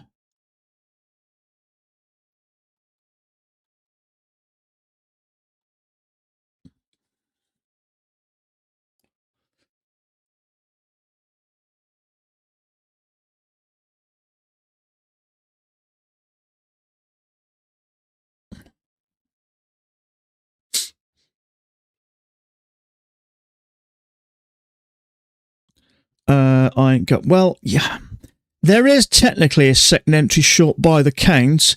The trouble is, it's congested there and you've got to be careful because you never know whether it'll trigger you, push up, stop you out, and then give you a bearish bar. So for me, there's 4 bars stacked side by side there. It's just too risky, that is. So there's your first, technically, yeah, but it's just congested. So and on the second chart here, it looks even worse. It's just wicked and horrible. So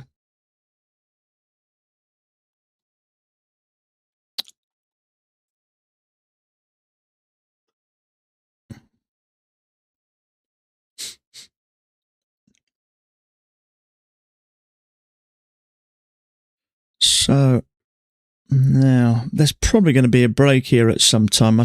One thing I'm looking at now is this. Now, it may come down to here, and that may be irrelevant, but we look, to me, like we may be losing a bit of momentum. Now, I've just seen on Bookmap orders, sell orders for pullbacks, which are here. And at 25, there's 500 odd contracts. So there's definitely traders saying if it comes back to there, I will go short. In fact, it's a little bit above there.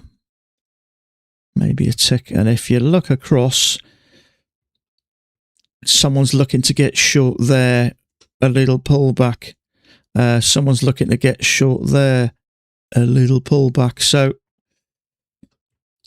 you got a channel down there. If we had a break, then there's a good chance we could sort of do this or somewhere along those lines. A couple of legs up.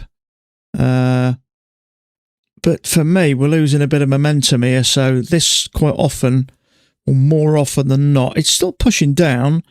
So it may go down a bit more, but more often than not, this will lead to a break. It's a fair old sizey chart down. I wouldn't be selling down here personally, because we do look like we're coming away from the bottom a bit there. But it's still coming down quite strong, so it may not have a break. But my guess is, I would like to see a break soon. And on that note, I'm going to just leave this here and see if I'm right when I come back. I'm just going to take a quick break, just to make a quick cup of tea. I'll be literally 3 to 5 minutes. My guess is when we come back, we'll be up here. So see if I'm right. I'll be 5 minutes.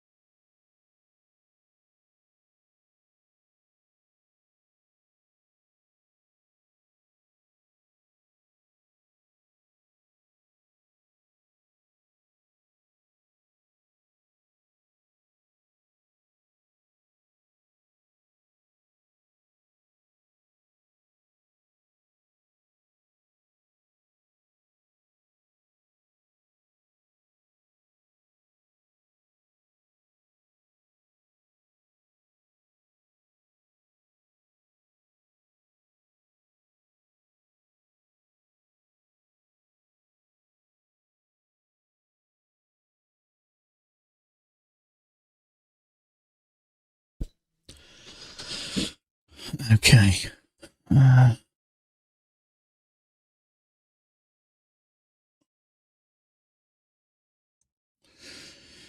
Okay, was I right or was I wrong? We've had a bit of a break, I think, or we get one now.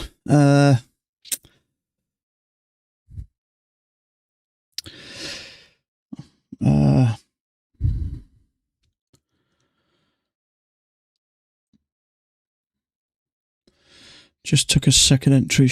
Was that earlier, was it?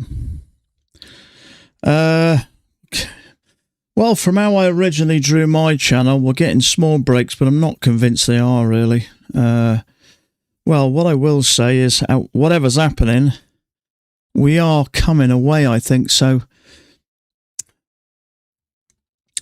trouble is, if I go from here or here, it's coming out. It's starting to move out. Let me just have a look on this chart here.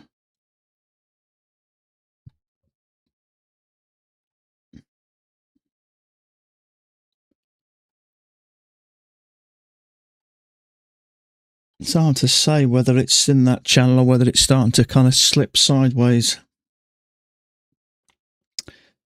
I'm not sure. See, ordinarily you would probably do that. Keep it tight to there. Then we have got a break and 2 pushes. It's just not much of a break, is it? Get rid of these. I've still got orders there and there. That may be a little bit too far away now.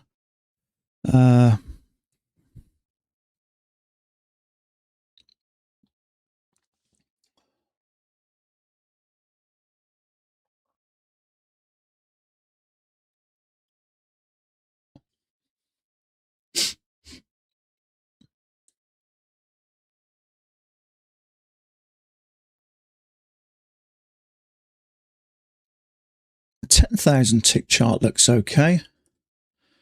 That looks pretty neat. So have we got a break? Probably not, but you can still see we are coming away a little bit. Or are we? It's negligible, I think.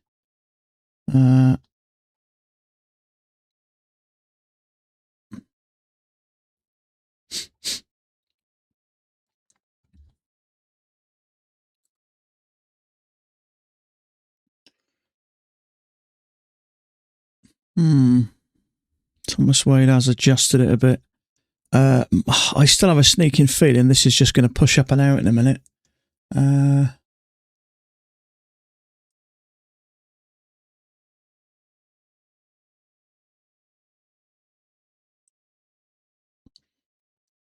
So I guess they didn't like the claims report.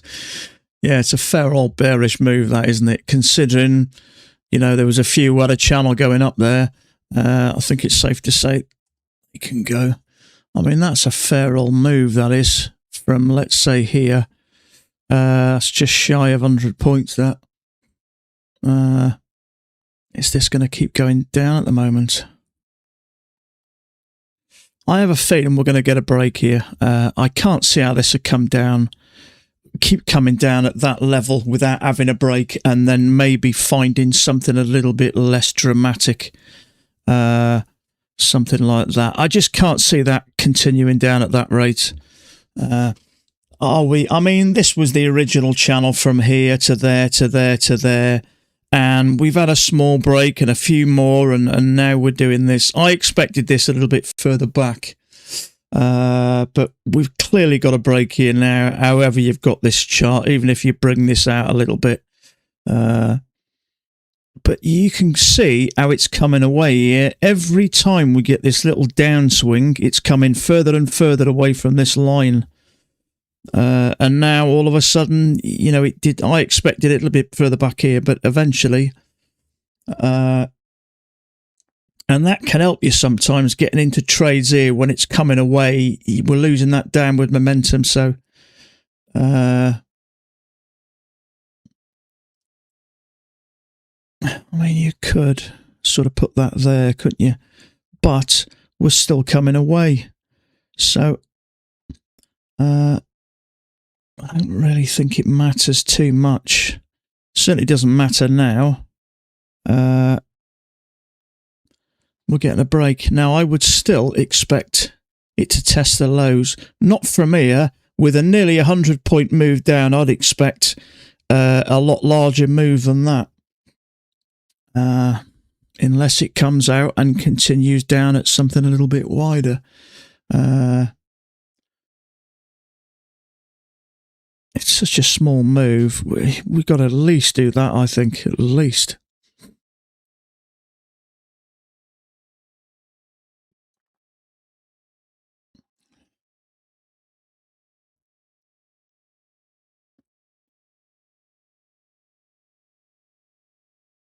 Rain, rain. We've just had nothing but rain for weeks now.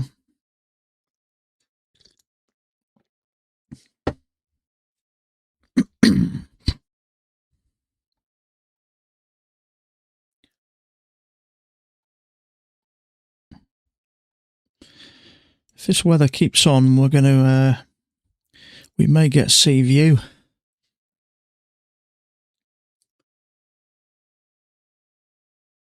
I'm wanting to get me drone out for weeks and it's just been wet.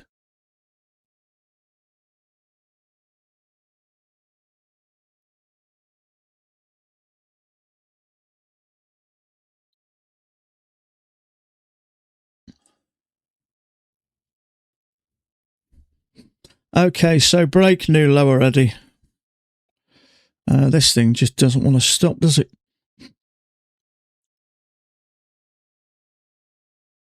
Thomas Wade considering a second entry short. Yeah, not a hope.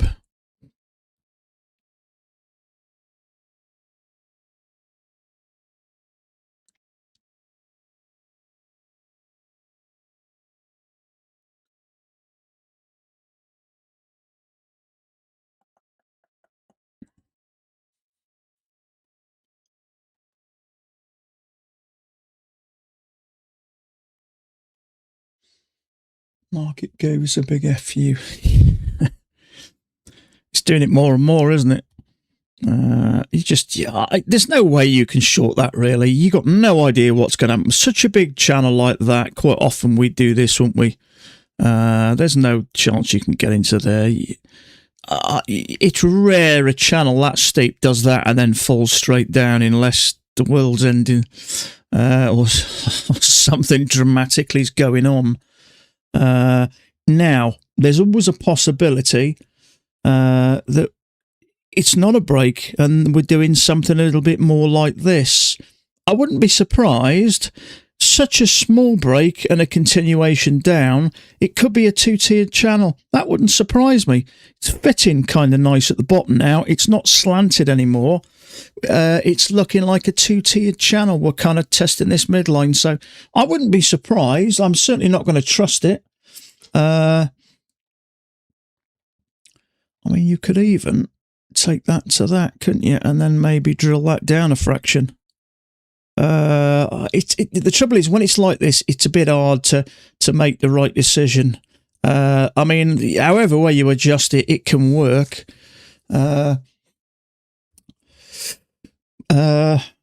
Trouble is, I'm going to keep the best of both worlds. I've dragged it in and I've got it as a break. You've certainly got to be, see, that looks okay. You've certainly got to be a little careful here, but it may just want to continue down.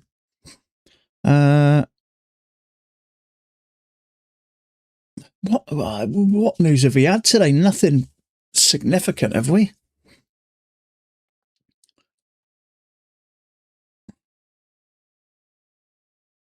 I mean, look at that. We just chop it nice and happily, and all of a sudden, woof. 10, 20, 30, 40, 50, 60, 70, 80, 90. 90 odd points straight down and really steep.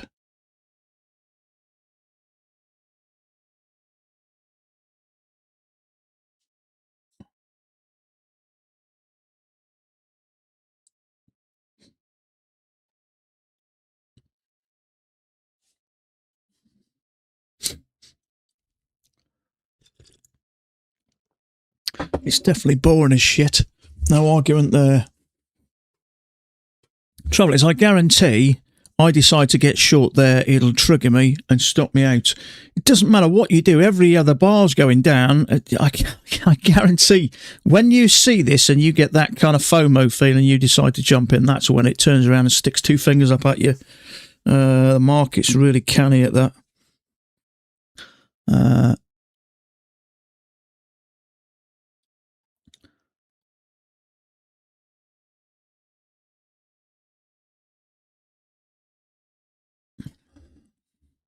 That doesn't look terrible, to be honest with you. Touch, touch, touch. If it's that bearish, a lot of the times it won't go sideways enough to get over to here. It does look like a two-tiered channel to me, really. And then once we fall into this block, if it's that bearish, it barely gets back anywhere. But if you look, every time we get to the EMA, the midline, that's when it's pushing down. So we managed to get over this side now. That's as much as a break. God knows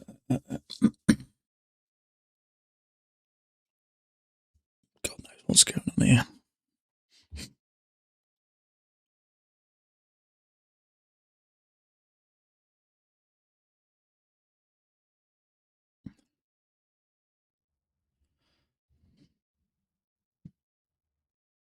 Trouble is, if I look on my left chart, we've had a break, two pushes to a new low.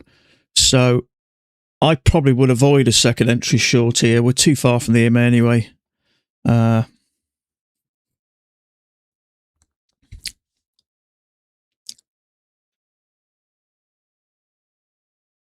Fail second entry long.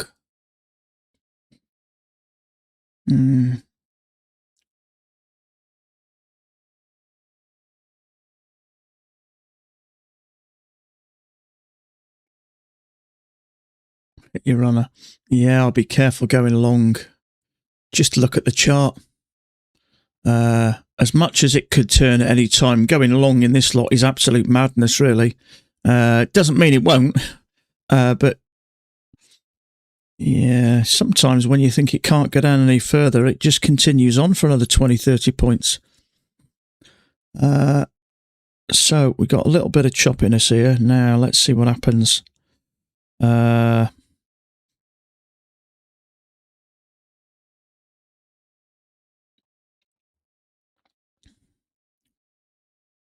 So left chart, channel break, two pushes to a new low. Is there a reversing? I'm not convinced it is. I'm certainly not ready to go short either.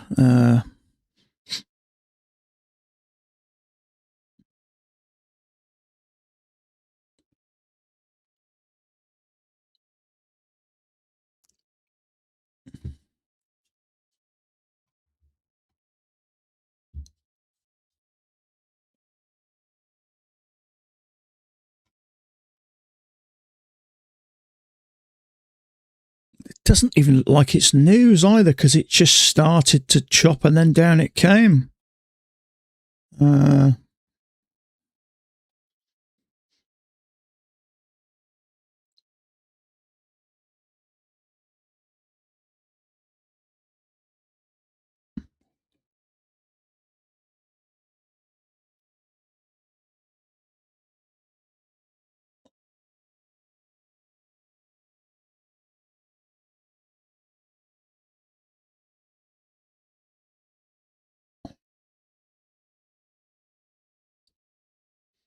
Just looking if there's any type of news.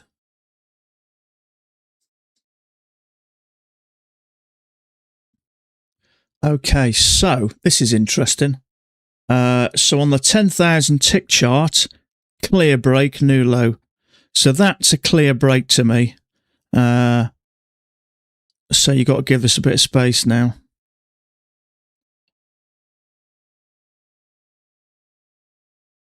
If that isn't, that is.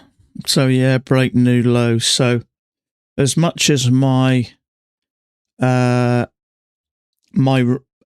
this chart could work, this could be the break and the new low. On this chart, we've already had a break and a new low, so I'm gonna go with that. I am. That looks okay. Look how nice it's working along that midline. So yeah, That looks okay now. I finally got it somewhere that looks half decent.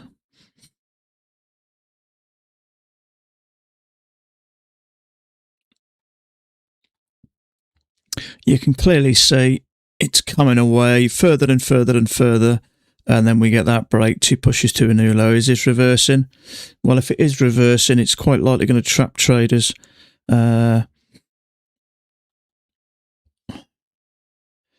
So this is interesting. So we got kind of a push up. We got a bearish bar here and a lower high here, which are both triggered. Now, is this going to push up and stop them out?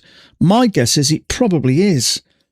Unless this thing's just going to continue down. There's no setup anyway, even if you wanted to go long and but if I was going short there, I'd be quite concerned.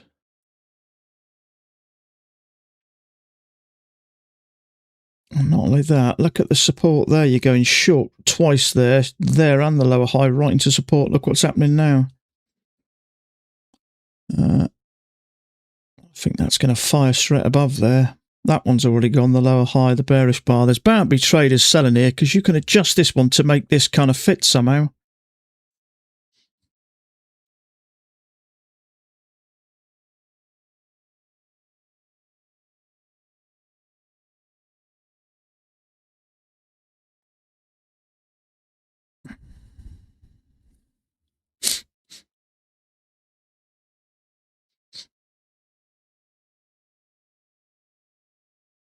There you go.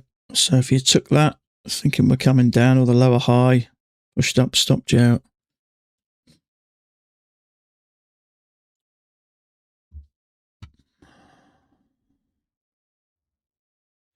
Now, are we doing something like that?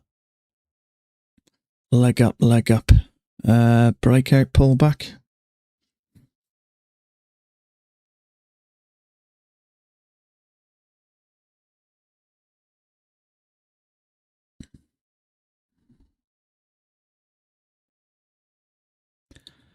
Okay, it's just a shame, really, we didn't get any type of a setup here to go long, because with all that support there, bears clearly trapped going short. After this big move down, 2 pushes, I wouldn't be going short, but unfortunately, it's a shame we didn't have a bar that dropped there and closed there. I'd have had a go at that. You could kind of read what was going on, but unfortunately, we got knocked.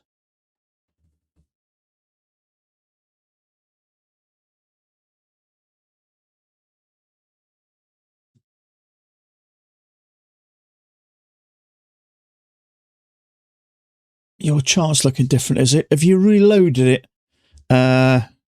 Just right click it down, and if you don't know, I reloaded mine as soon as I got here, so it has been done.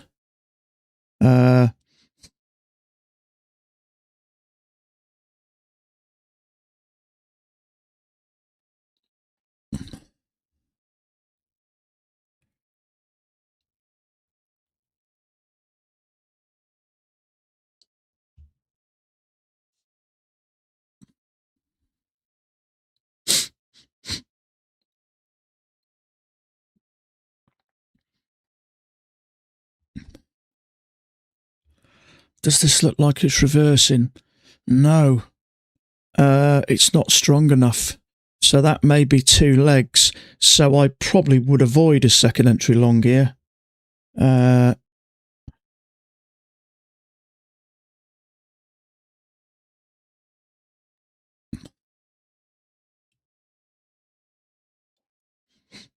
Or is there going to be a wider channel?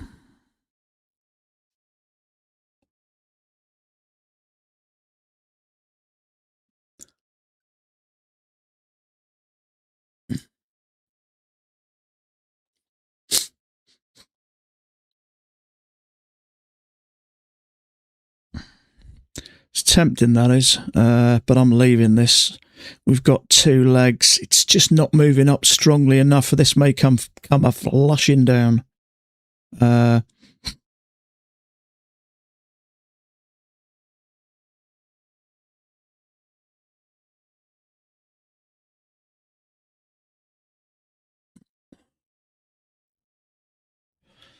It's a bit square, isn't it?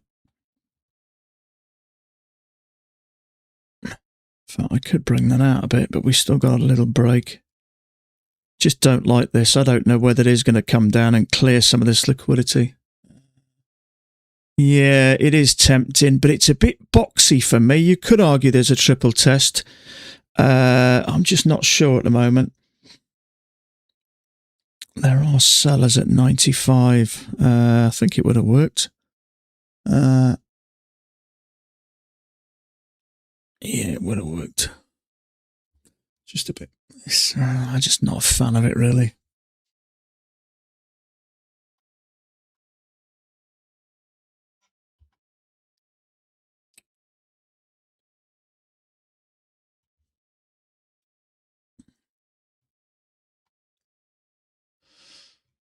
Aye.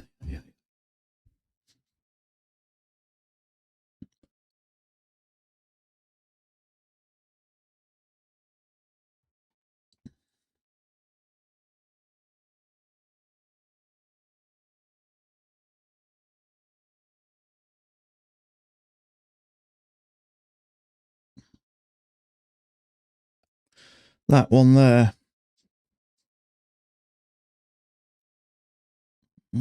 See, it hasn't broke below there on this bar. I know it's the worst trade in the world, but this to me is not pushing up like a reversal. It's not strong enough. That makes me a bit worried about some of this. It's not a good trade. No, I don't think it is. There may be a little bit of an overshoot there. Depends how you're looking at this. There's maybe a break there. It's just a bit boxy and a bit square. And not only that, that bar there has broken above liquidity, so you don't know whether we're going to have two legs back. I'd much prefer this type of scenario. Two legs back and testing this, and then we may be going up in a larger channel then. Something I don't flipping know, to be honest with you. I'd much prefer, it's going sideways already. If this is a reversal, it's a weak one. Usually reversals from me are push back, have a couple of retests, and then take off.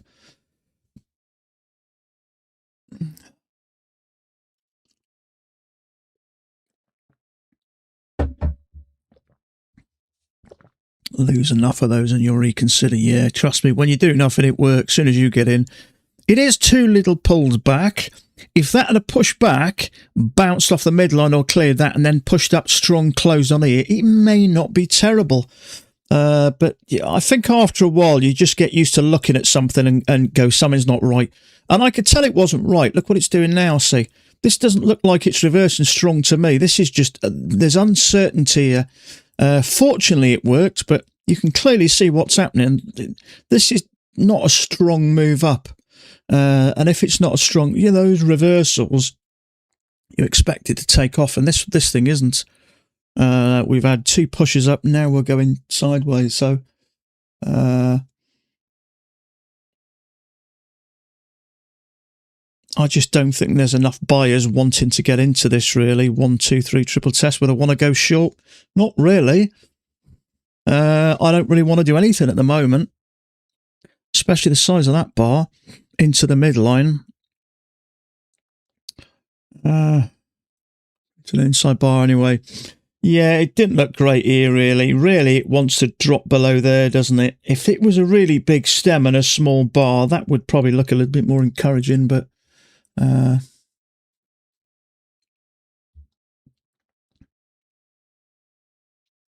yeah, so if you took that bear bar, triggers you, went down about 3/4 of a point. Now look at it. So I wouldn't go long or short here at the moment. This is an area of development, as Thomas Wade calls it.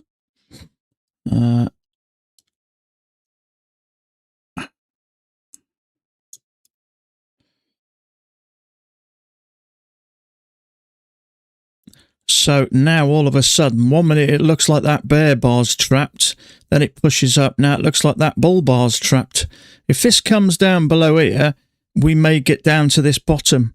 That would be those kind of pullbacks.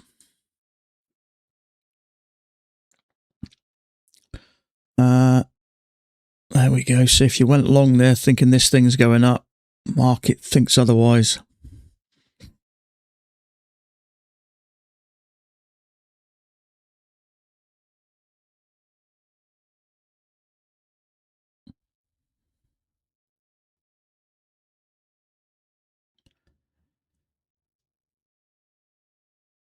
So we have cleared any possible liquidity. It's too risky taking that, I think.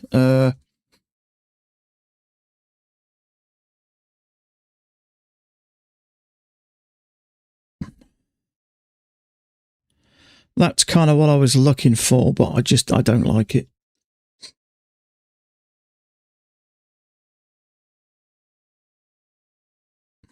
On this side, it's an inside bar. So it's not clear, it's choppy, and it's a bit dangerous. That bar then all of a sudden triggered, looked like it was going to push up and stop that out. And then the red bar did the same, but it stopped out the long. So at the moment, I wouldn't go long at the moment. It could still come down and clear some of this bottom before it pushes up. If it does, we've got a break, 2 pushes down, an attempt to push up, to move up, which isn't doing too well.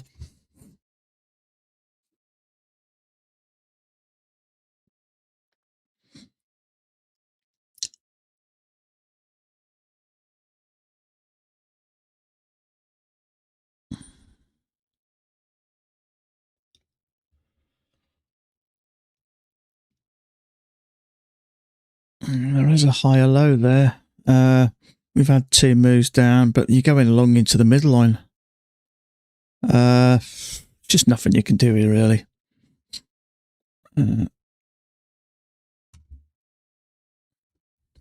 That long's just too weak from there. If I went in there, I'd have lost that. It's got to do 3.25 for me. So if I'd have got in there, I'd have got stopped out, which is why I left it. It's not clear and it's just weak. And there you go. So that is not pushing up like a strong move, is it? And there we go. There's your answer. 2 legs back and clearing any liquidity.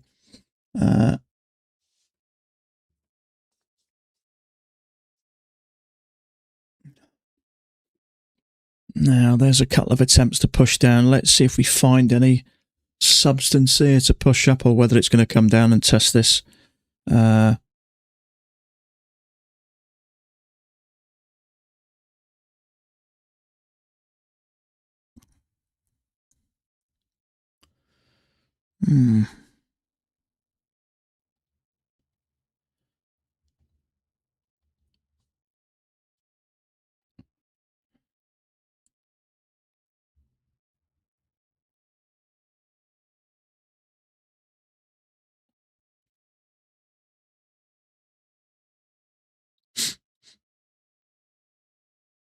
I don't think he did, no. He's got his chart here. I haven't seen him. He's got 2 legs up there. I've got the one. I've given it the benefit of the doubt. So no, he's not taking anything. It's just not super clear, is it? Someone went long there.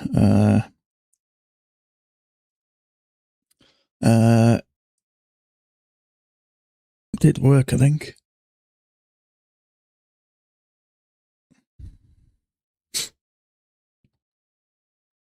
Such a big bearish move down there. It's such a small break.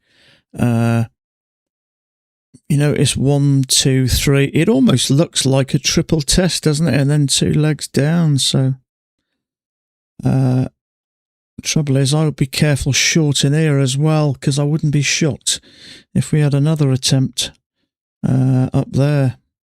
2 legs, and then continuation if that's what it wants to do. Now, depending on where this gets to, it's cleared liquidity along there. Is it going to come straight down? There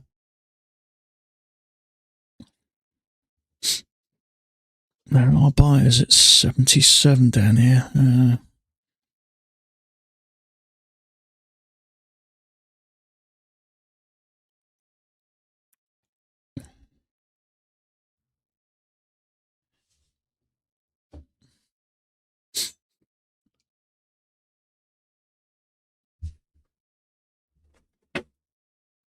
Oh, who is it, Wilson? Who's here? It's Mummy.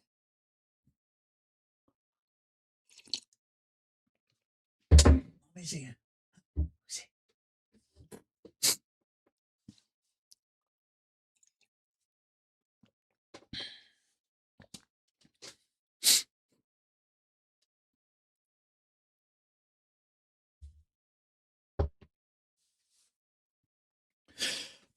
Rhythmic or Tradeovate? Well, I use Rhythmic personally because I like the fact that I can see everything here, but I think that's a question to ask everybody else. What do you guys prefer, Rhythmic or Tradeovate? I wouldn't go short here because, as I say, this could shoot up.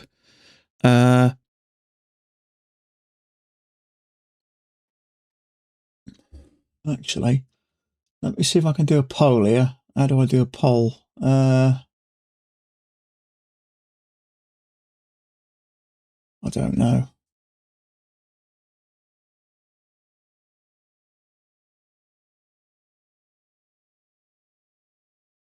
Yeah, what's your platform? Are you trading on Ninja Trade?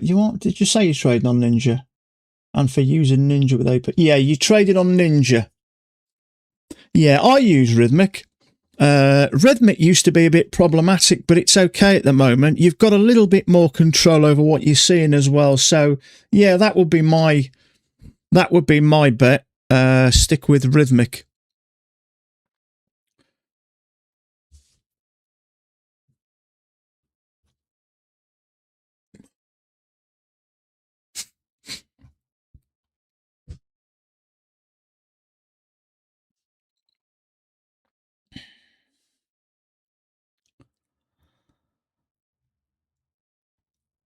If we can get another push up in the second entry, Jesus, God help us, look at that. That would be a triple test, wouldn't it? Order submitted. See if this forms.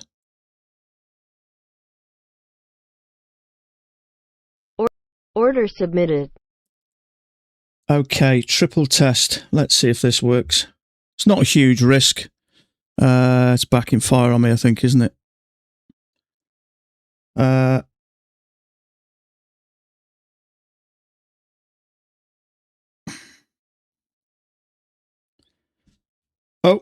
Order filled. Yeah, I got out of that one. What did I get a tick on it? It is going to work.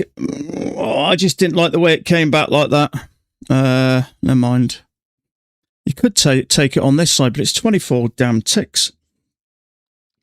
It is a triple test. I just don't like the way that it just came back that quick like that without doing anything. It is going to work, I think. It would have worked. Ah, well, I don't mind. Let me just reset my stuff. Perhaps I should have had a little bit more confidence in that, but there we go. Oh, it went to 100 as well. Never mind.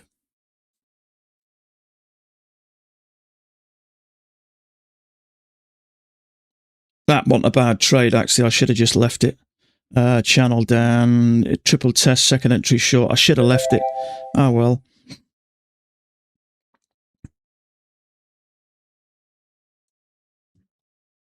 Oh. It would have worked. Never mind.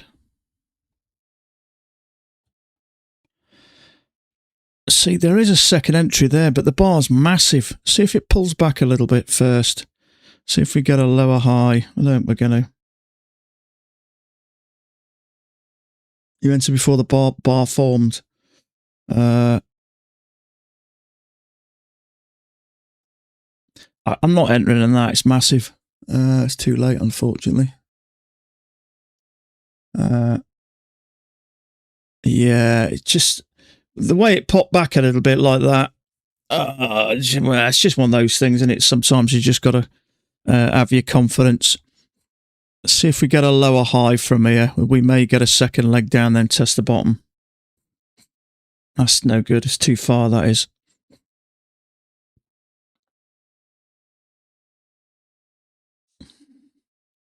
It would have worked, but there you go. Let's have a look. Yeah, it would have worked comfortably. Ah, well. Trouble is, when you haven't done a trade for a while, you get a bit nervous when you're in a trade rather than trust it. That's the trouble. You go that long without a trade and you just, you know what I mean? Oh, look at that. It came rocketing down in the end, but well, what can you do? What can you do? You snooze, you lose.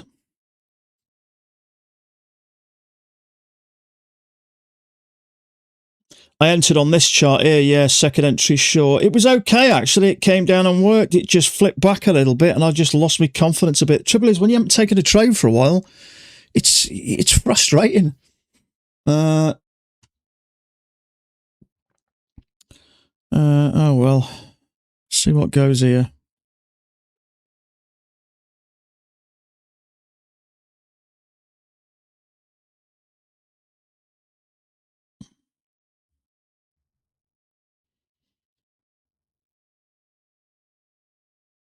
Yeah, it is. Because I'm not taking many trades at the moment. The slightest pullback and you're kind of doubting yourself. I should have just left it. Oh, well. There's no point in moaning about it.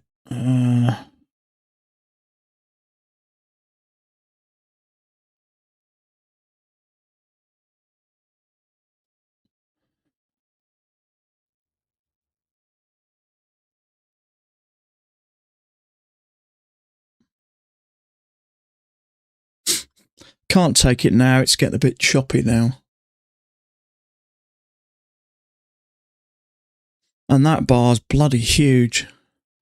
What is it? Yeah, 6-point odd risk. No way, Jose. Second entry short, if you pull back a little bit, I would have a go at that.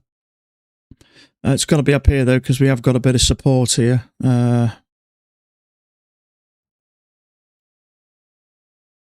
I would have to get a second entry short. I know we're going to get it, I think.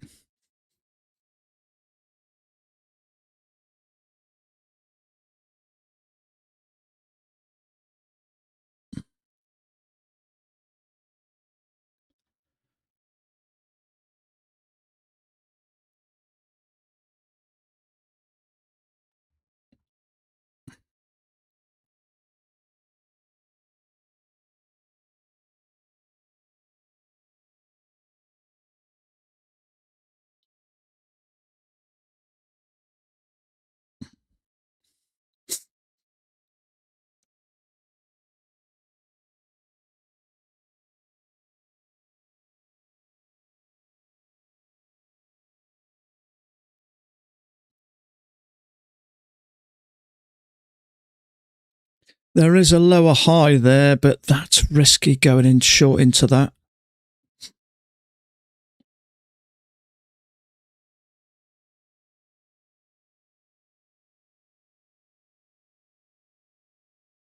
There are buyers at 75, which is encouraging, which is below price.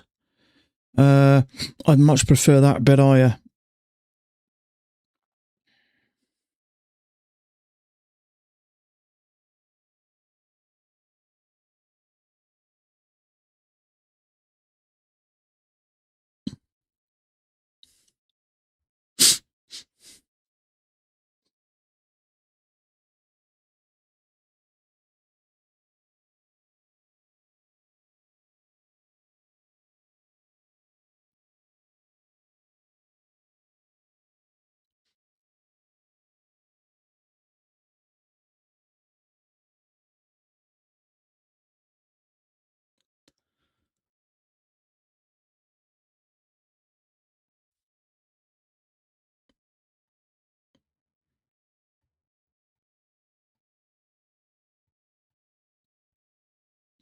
I prefer it to push above here and then see some rejection, and we may get a leg down, a little bit of sideways, and then we may get that second leg down. I'm not taking it here in the middle. It's got to get up to the top for me. Sometimes it just does come down anyway, but so tempting that is. You're going to have stops here, but then because it's coming down an angle, you don't know it's going to bounce here, stop out this, and then turn up.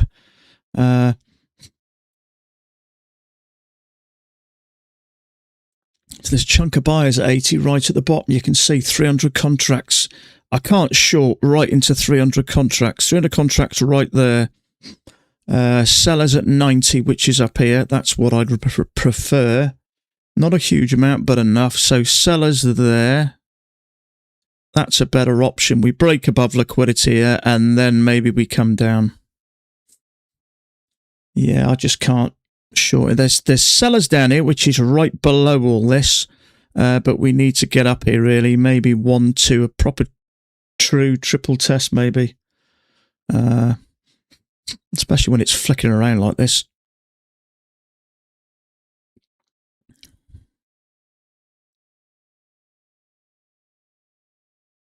And as it's taxed, it gets taxed like normal income tax. If you have your own account, it's taxed as capital gains tax, which is quite a bit cheaper. So from a prop firm, you get taxed the normal way, and look at that, straight down.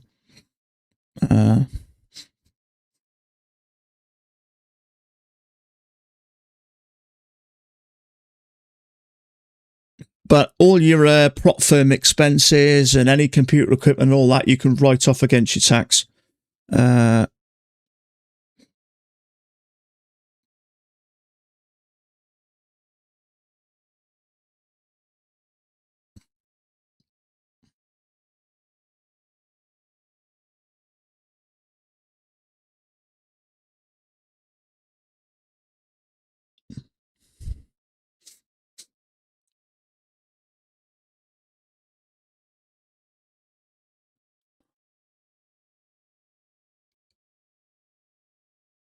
Yeah, we got so close to getting out there, I brought it to break even. I thought it was just going to drop, but it just decided one more time just to pull back.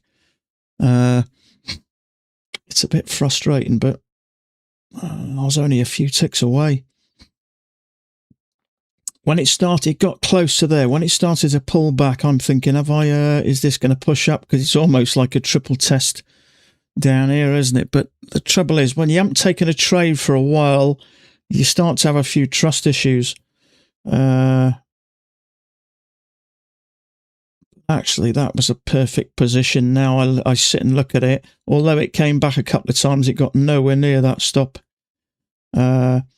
So, a trade like that, you quite fully expect it to get down for a second leg. So if you've got the confidence to hold, there's certainly 12, 14 odd points there available.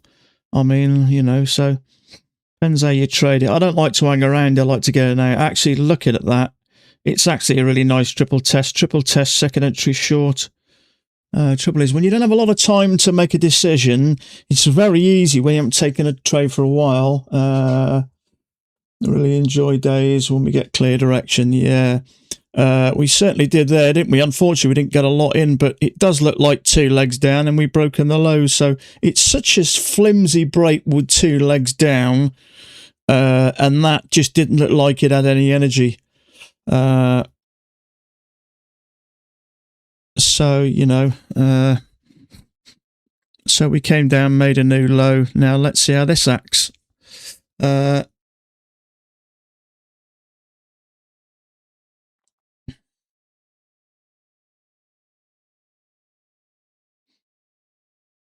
So sellers at 90, which is there. Now, same again. I wouldn't be surprised if we had something like that again, a second attempt to push up.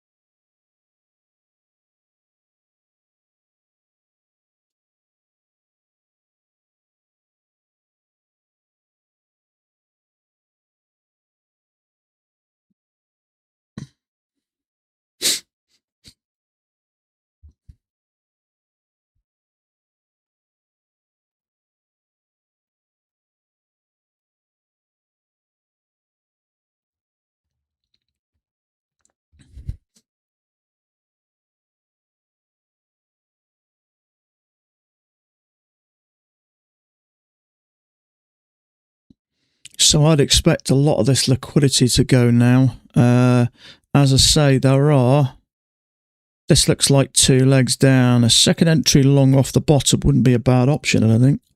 There are sellers up there. And there's bound to be liquidity along here. Second entry long off the bottom wouldn't be terrible.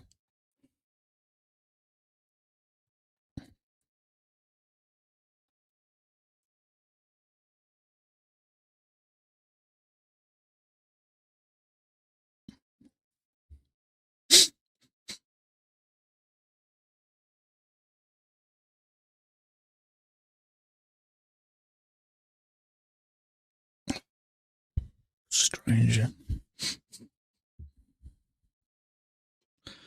Right, there were buyers there at 75. Now that's interesting. Trouble is, it's bloody massive. There's no way I'm getting in for that. It is technically a second entry long, and I believe that's going to push up, but I'm not getting in for 27 ticks. Not a chance on God's earth. The way this is at the moment. But I absolutely expect that to work. I think it's going to launch right the way to the top. But it didn't even come back a tick. It would have worked quick. 27, that's ridiculous. I was looking for a second entry long, but unfortunately that was just too damn big. There's going to be a stack of stops up here, so that's going to push up for a full second leg and some, I think. So I fully expect that to push right above all that. And there are sellers there, so leg and a leg. Stops there. So there'll be a lot of stops here. It's just going to launch in a minute.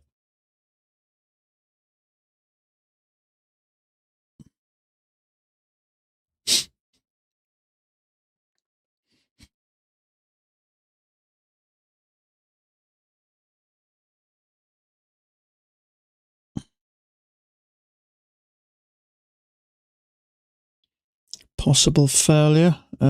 Second entry long failure. I really want to go long there. It's too far from that EMA, that is.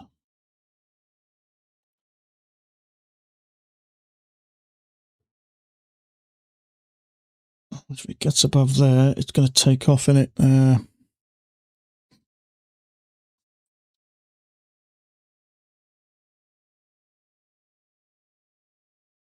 Here we go. Woof. I knew that was going to happen. I need to finish yet. Just hope we get a bit further back here. Stops there. Stops up here. Is it going to get up there? To them sellers at 90. Couldn't get up there. Look at that. How weird is that?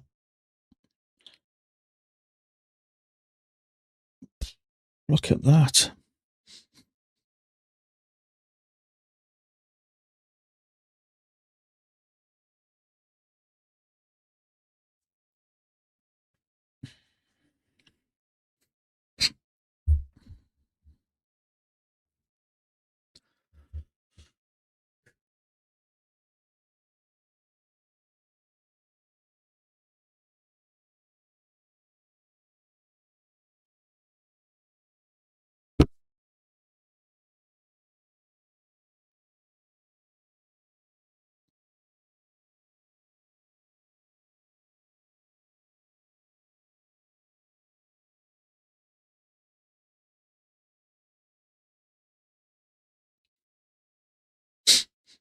It's getting very whippy now. I think when it gets above here, it's going to launch up.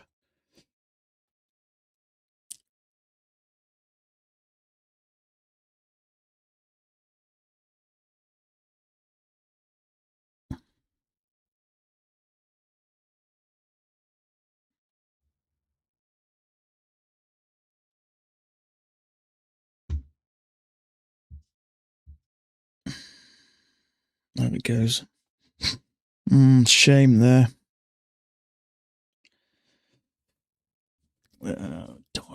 Darn. Trouble is, some of these bars are getting bloody massive. 30 ticks. Christ on a bike.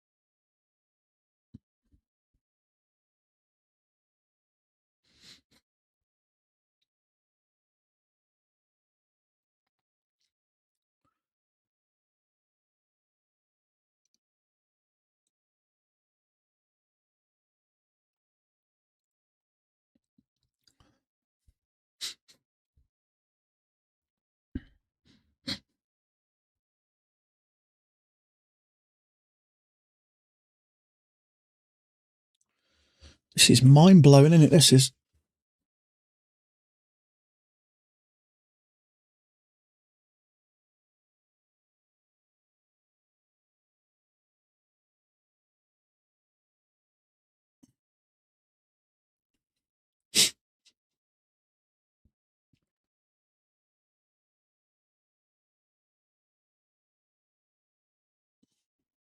See, the trouble is, that bar there was a really good setup, I think. We broke below, we pushed up and bounced again. For me, that was going to work. Trouble is, it was so big. And when it's choppy like this, so tick above, tick below, so through, that's a $7,500 risk for me. It's just mad. It's just too big. You know, we've had two legs down, we push up, we drop below, and then we move up really strong, close above it. For me, that's going to work, but because it's so choppy, you've got to take size into consideration. You could even get it on a limit order because it did nothing. It's just unfortunate. What can you do?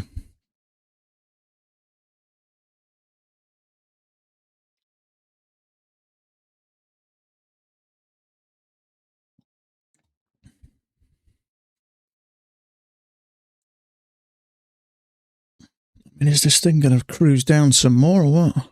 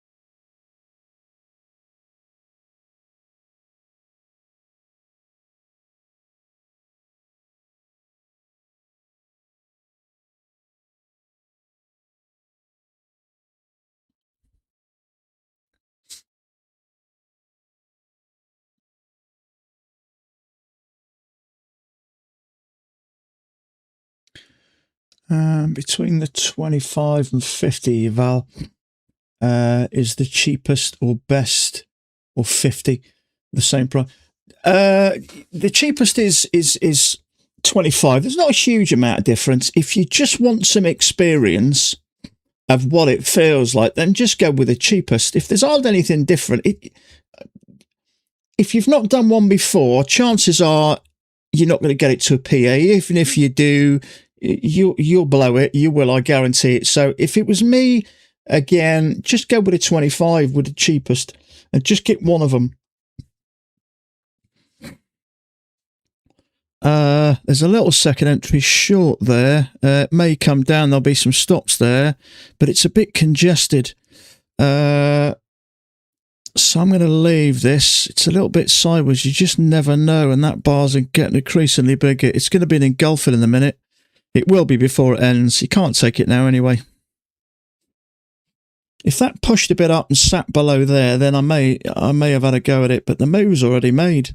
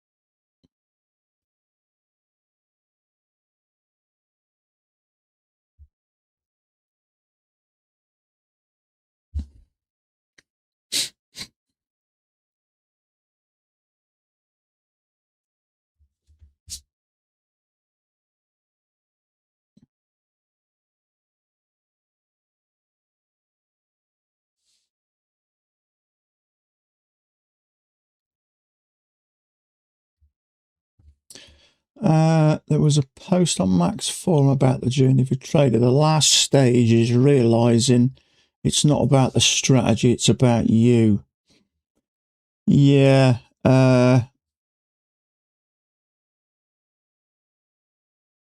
What's your experience with that? The strategy is just a way of entering and exiting the market. But obviously you mentioned the last part. Yeah, I mean, the trouble with learning to trade, there's that much in the way of failures. It's hard to believe you can really do it. But once you actually start to see accounts grow, you do get that kind of confidence and self-belief. But yeah, I mean, trading really is 95% is maybe 10% skill, 10 or 15% skill and 85% emotions, really. It's a kind of how you deal with the emotions. I mean, I'm looking back on this trade I took that it's an absolute really nice trade. It's a second entry, it's a triple test, and you're trapping a really strong long bar. Now, it got down here, and I bought mine to break even. Now, what I should have done is just left it there to do its thing, but because there's not a lot of setups, what I don't want to do is give up a loss or give a trade up or lose a trade. But sometimes you've got to have the confidence just to leave it. But because we haven't had a lot of setups, markets have been choppy and just horrible lately, that doubt creeps in. And that's the problem. If I look back on all the trades I got out for break even and let them go to full fruition, I'd have been up more financially. So it's a lot about you and having that confidence and self-belief. Now, the longer you've been doing it, it does get easier and easier, and that confidence and self-belief does get better. Now, if I was taking a trade every day, then I'd have left it. But You know, the journey of a trader. There was something that I saw on Sam's site. Has he still got it? Has he? Oh God, what's it called again? Sam's site. What's it called again? There is a second entry short there, but it's quite low down and it may flip and push up. Live trader. That's it.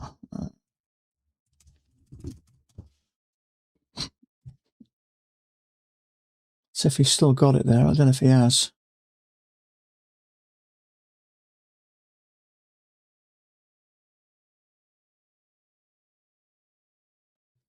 Yeah, let me have a look. See if I can see it on his website. He's got a diagram of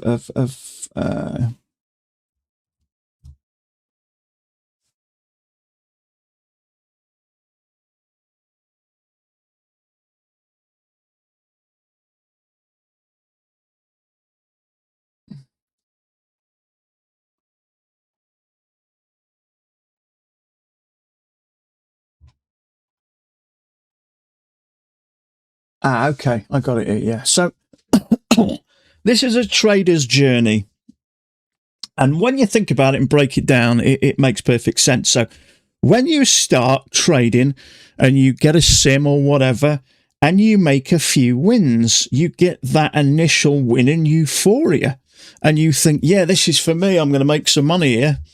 And then all of a sudden, you get that pushed down, loss, low traction and fear. You get that big drop down or that kind of reality check that it's a lot harder than you think. And then you spend probably, I don't know, 2-3 years doing this, pivoting, the real journey, frustration, depression, a few wins, a few losses, a big win, a big loss, and you do this. And then you get to the side where you kind of mentally hit rock bottom and you quit or continue. You start to ask yourself, can I do this? Do I want to still do this? When is enough enough? And when you get that level, if you start to accept the fact it is what it is and you want to continue on, you'll start to do it properly. You'll give up the silly stuff. Occasionally, you may still do something a bit silly or a bit impulsive, but for the most, you follow the rules. And then that's what happens. It start working. And then you get to break even. Then you realise, I can do this. You may still slip up just once in a while, but it'll happen less and less. And that's where you trade properly and you start to get some decent payments and you get that realization, I can do this. And then optimization and maturity, then it slowly starts to grow. So it's really interesting that, but that's very much what it's like. This bit is horrible. Lack of self-control, gambling, throwing money away. It's horrible. This area is a lot of numbness. You've had your tears. Twice I've been in tears. You know, you've had your tears and all that sort of stuff, and you feel numb here. And then if you can manage to keep going then, and you give up a lot of the stupid stuff, that's slowly what starts to happen. Then you start to go, I can do this. I just have to just keep thinking positive and just keep trying. Now, this is where I am now. I'm above break even and I'm starting to mature. I'm making better decisions. I'm taking less trades. Now, I still have that nervous thing sometimes when I get into a trade and it goes down and nearly its profit and comes back. A lot of that is down to what I'm not doing is doing stupid things. Losing confidence and wanting to get to break even is better than thinking I'm going to go for more points here and just let it go. So it's the better side, but I still get confidence issues sometimes, especially lately when the last couple of months have been tough trading. So when you get into a trade, straight away you're thinking, should I put it to break even? At least that way I won't get a loss. Do you know what I mean? So it's a really tough journey.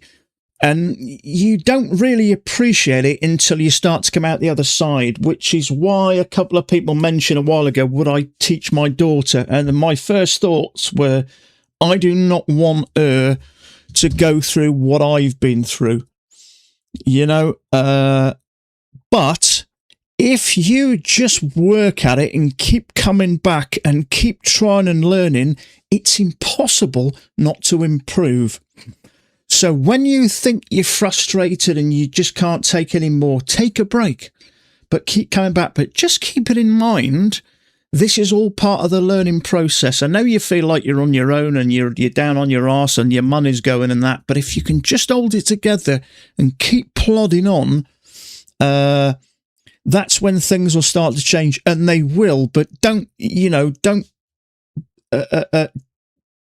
fail to understand that it is going to take time. You can't do it in a year or a couple of years. Some people probably do. There's always the exception to the rules. Some people are naturally good at certain things, but realistically, they did a poll on Marco's Facebook group a year or so ago. How long did it take traders who were doing it full time to become consistently profitable?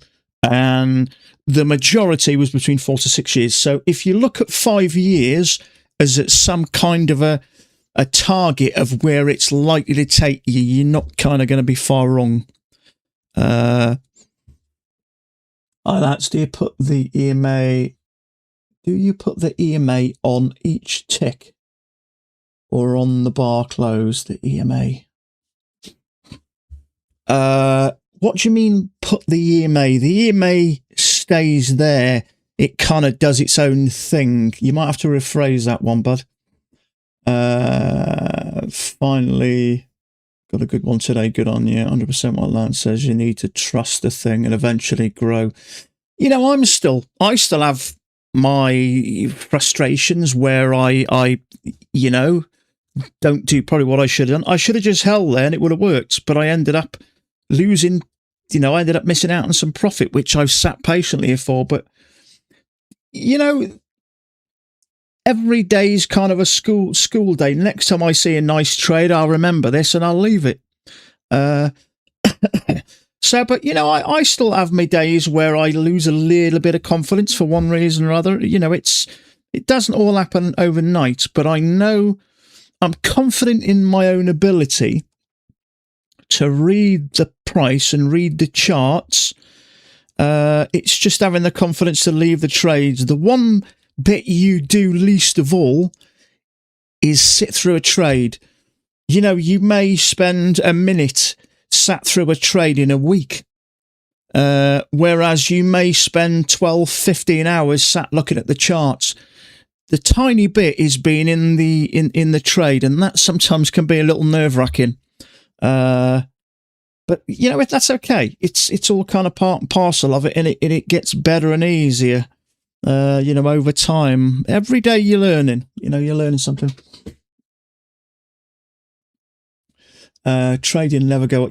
Human beings actually make crap traders when you think about it, because emotions, are the one of the downfalls of human beings, really.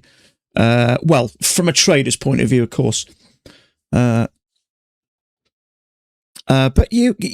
they don't kind of go away as per se. You just kind of get used to them. And like anything, with skill comes confidence, and with confidence comes, that the lack of knowing what you're doing is more likely going to be right. I mean, look at this thing. It's another reason why I got out of there. This thing's chopping up and down like a maniac today. Who the hell knows where it's going? Essentially fight your own nature. Absolutely. The natural thing as a human being to do is panic when something doesn't go right, especially when you're at risk of losing considerable amounts of money or getting hurt. I've mentioned this many a times. When I was a young lad and I went to boxing classes, I remember the first time I got hit. The rest was a blur. But then you've got guys who've been training 3, 4, 5 years, can go into a ring, and they're for the most part, they're in full control. Why can they do it and inexperienced boxers can't? exposure because they've done it for long enough and you get used to it. The unfortunate thing about trading is those emotions come with risk, and risk comes with loss, especially when you're learning. So not only are you losing money and getting frustrated, it can financially be tough as well. So it's tough on top of tough. So, you know, there's not many jobs like trading, really. Most other jobs, you know, you go to college and learn and you're not paying for it, or someone's teaching you how to do it and they're paying you a wage as well. Whereas trading, unless you're with a company, which very few are, you're kind of on your own a little bit, and, you know, it can be a bit bewildering as well as expensive. Keep control of myself, yeah. If it's just 2 years actual risk, everything comes. Yeah, you are going to make mistakes and you are going to panic. It's a fact of your life as a human being, but with time and skill and confidence, that panic will happen less and less. But don't beat yourself up. I mean, literally, I've sat here and thumped myself in the face. As stupid as it sounds, just out of pure frustration, because I've just blown another 5 accounts that I swore I wasn't going to. It's horrendous at times. You know, a couple of years ago, 3 years ago, I punched one of my monitors and threw it out the window. And I'm not really a violent person, but just out of pure frustration. My wife came in and went, "It's not broke." And I punched it a few more times. Threw it out the window. But you do stupid things out of blind panic and frustration. It's just part of it. But in the end, like I've said a million times, a big saying in the UK, if you bang your head against the wall enough times, you realise it hurts. And sooner or later, you'll realise you don't want any more of the pain and you start to give up. And then you start to initially you go numb, then you start to have what I have now, that piece of the markets. Yes, I still get nervous when I'm in a trade course. But I don't feel I'm fighting a battle anymore. I've accepted the market for what it is. All I can do is wait for what I believe to be a good setup and take it. I can't gamble. I can't get lucky. I can't get impatient thinking, "Oh, sod it, let's just have a go, see if I can get lucky." It never works. You'll get away with it once in a blue moon, but 9 times out of 10, it doesn't work. And when you start to accept that, that's when things will start to feel easier.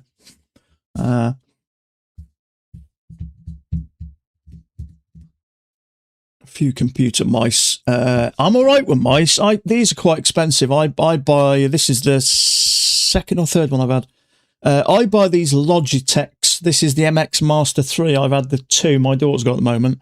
They're quite weighty. They're really nice. I use a wireless. I just prefer them, but I have it's just a monitor. I smack one of them. I figure I had another 3 of them, so I can probably get away with it. 2 pushes up. Is this going to come down? Could do. 2 legs up. This came down. Is this coming down?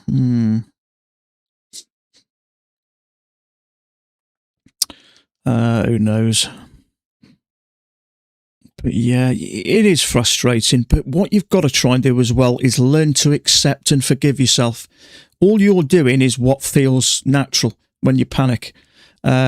So, you know, get your frustration out, but learn to forgive yourself. And when you forgive yourself, you move forward a little bit and you'll come back and fight another day. 2 attempts to push up there. My guess is it probably will come down, but it is in the middle of this chop, so it may go wrong. So the best option is just to leave this. It's not working anyway. But when it's like this, try and avoid this. Unless you really know what you're doing, because we're going to move down with 2 pushes up. That may work, but I'm sitting tight. You know, trading in the middle is never really always a good thing. And before you know it, it'll tick you and stop you out, and you'll be thinking, what the hell did I do that for? And when you do nothing, it works. It's uncanny how it works. I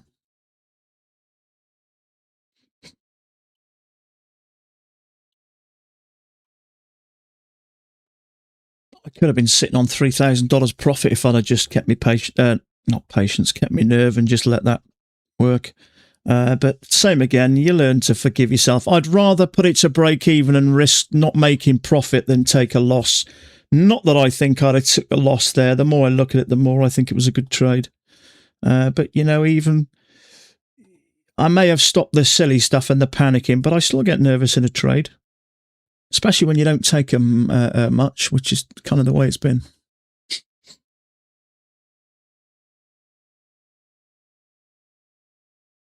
Yeah. I used to get to I used to be buzzing when I used to get to the charts. I'd have that kind of excitement, panicky worry type of thing. It's not the good way to do it, really. Trading really should be boring because it is. When you're sat here watching bars going up and down, and for the most part, you're doing nothing. But if it's exciting, it's walking into a casino. But yeah, it's not a good way to feel when you're trading, that nervous excitement, because you do random things when you're like that. And when you're already nervous excitement, when things go wrong, I can't tell you how many times my face has felt flushed and my chest has felt really hot. Do you ever remember when you were a kid and you got caught stealing and you had that horrible feeling come over you? It's like that. It's kind of that realization, oh my God, what have I done? And I used to feel that when I used to move me stop, and market used to come against me, and you stop, and then you're in shock. It's weird. It's weird. Sellers at 95, sellers at 92. So I'm guessing price is going to come up a little bit. Is it going to get up here, Wilson? If we test this area and reject from it, my guess is this is going to go down further. Now, I'm not surprised. Do you remember a while back I had this up like that? I had it about here, I think, but I think there's another good chance we could. That's one attempt to reverse.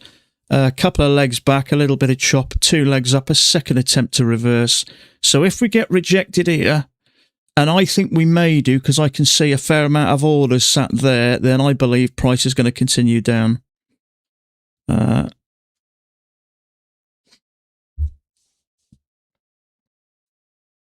But when you do decide to do things the right way, your accounts grow, but slowly. When you've made money before and your accounts grow a bit quicker, it's usually because you're taking risks and you get a little bit lucky. When you decide to do things the right way, they do grow, but slower. But you know, like you hear me say all the time, one good solid trade a week with 20 accounts would make me $12,000 a month. Just one. If I get 2 or 3 happy days, $12,000, that's good money. And if you can do that, then you can add more accounts and your own, and that's when your money can grow exponentially. So, you know, take your time and don't be in a rush. So, 2 legs up now. We're going to bounce here and push up to the top. I wouldn't be surprised because we've got sellers up here. Yeah, you know, we've all had the saying it's not a get-rich-quick scheme, and it isn't. Can you get rich? You could do. The potential's there to grow as much as you want to grow. But it's nice to know that your earnings are limitless. And with time, who knows what can happen? But it's nice to know that, you know, you can grow as big as you want. It's frustrating when there's a cap. The most you can ever earn is X, Y, Z.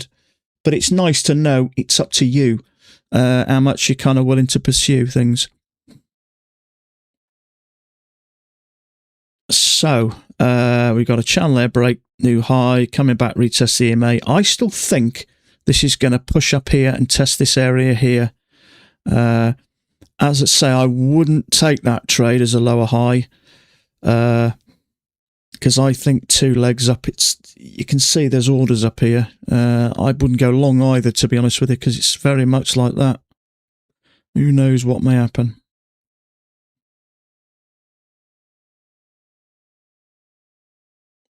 You know, we've pushed up here. It could be the fact that we have 2 more attempts and then down it comes. I'm just going to take a quick bathroom break. I'll be 1 minute.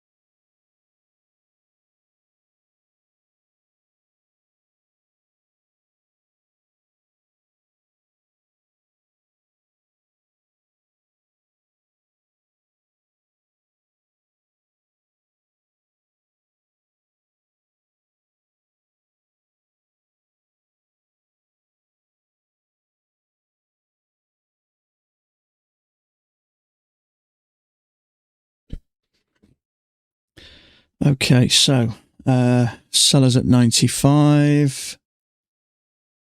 Right there. So we'll see what happens here. I will now take this setup of the bar complies with the way I want. I may instantly fail. Fully accept the possibilities.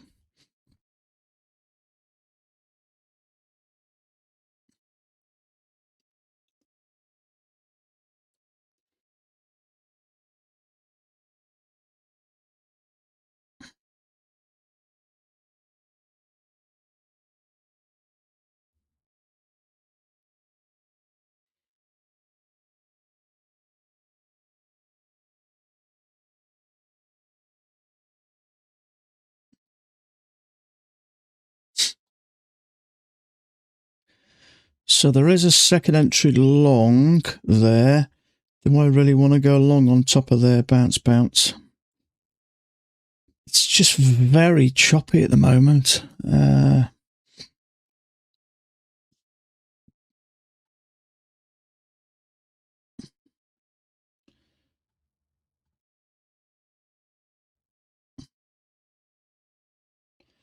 So we've had what looks like a little channel there with a break and a matching high. We are testing this top side here. There is a bear bar there. I wouldn't be short in there personally, but I can't see a setup to go long anyway. And it's hard to trust price at the moment because it is weaving up and down. I do think there's a good chance we get up here for that second attempt to go higher.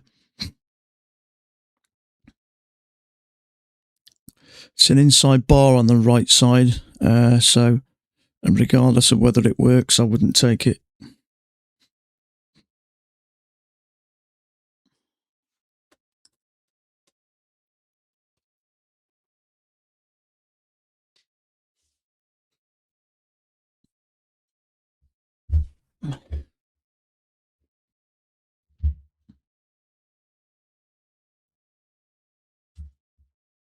Not just that, possible second entry short, this thing may come down. Who knows? It's hard to trust price at the moment.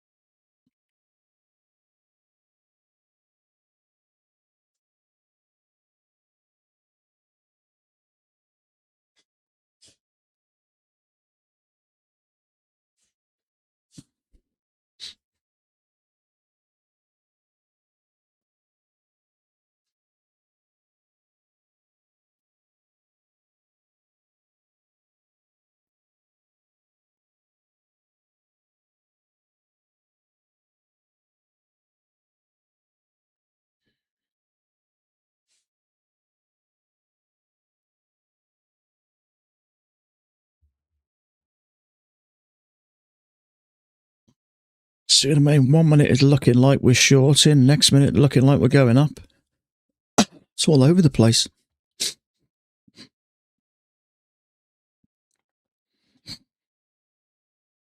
Look at that. Christ almighty. 37 ticks straight down.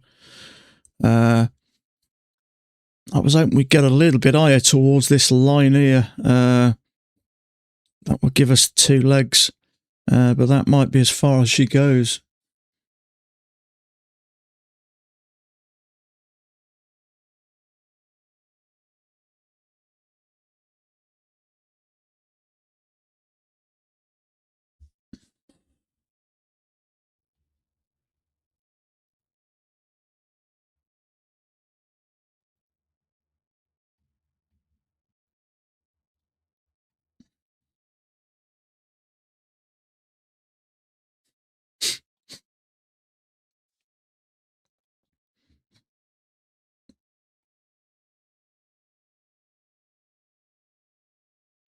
So if you're going long there, that thing just came down and took out all your stops.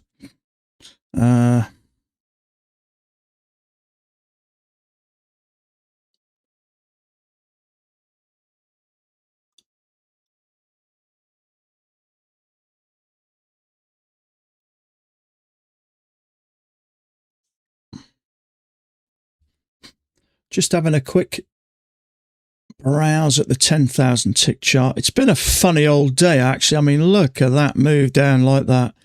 It does look like this is kind of what I was looking at. 2 legs up like that. We more or less have. So I wouldn't be shocked in the slightest if this thing started working down. If we look back, let's add a few more days here. If we look back, where are we? So we came down and quite quickly took out yesterday's highs. Then we took out, lows. Then we took out Monday's lows. Now we're working, what day is this? But, I mean, if you think about it, kind of just looking like that, isn't it? So maybe in the grand scheme of things, we're coming back.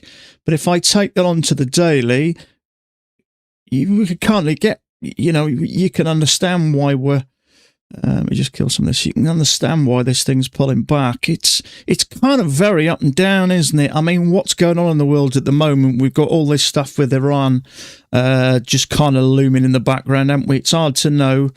So, and not only that, do you really want to be buying close to all-time highs, especially with the way things are? But, if you jump in here as an investor and all of a sudden Trump decides to drop some bombs on Iran, which is looking more and more likely, you never quite know whether this thing's going to take a quick dive. I dare say it will initially, but, one thing about the S&P 500 is it recovers quick. When Trump came out with all the tariffs initially on China, market dropped like a stone, didn't it? Here, this was about April time, but look how quickly it recovered. And by July, we were at all-time highs. So this market does recover quick, but we've had such a strong move up, and we're floating around all-time highs. So it doesn't surprise me that this thing's it's going up and down at the moment. We're ranging really at the moment. So big strong move off there. It's not surprising me we're having a down day. We've gone up, gone a little bit sideways, haven't we? And but I don't know, who knows? Things can change in a minute, can't they? But, the way this is going, this isn't looking like there's loads of buyers pushing this up. This is just looking like there are sellers thinking which is the best way to re-enter to go short again. I was hoping we would push up. In fact, I'll stick my neck out here. I was hoping we'd push up and have a good attempt. But maybe we've had 2 legs up and that's all she blows. So it is a push up. Yeah, it's not quite as high, but are we now, starting that move down again? Who knows? Who knows? It's just hard to trade this stuff. I am a bit frustrated myself for getting out of such a nice looking trade, putting it for break even too early. If I'd have just left that a bit, eventually it came back on the 1 bar. Eventually it would have. What are you doing, pestering me? Eh? What are you doing, pestering me? But there we go.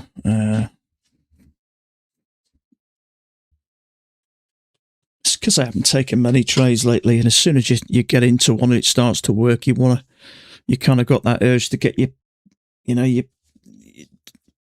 sort of stop to break even. That way you're ruling out taking a loss. I should have just had the confidence just to leave it, but yeah.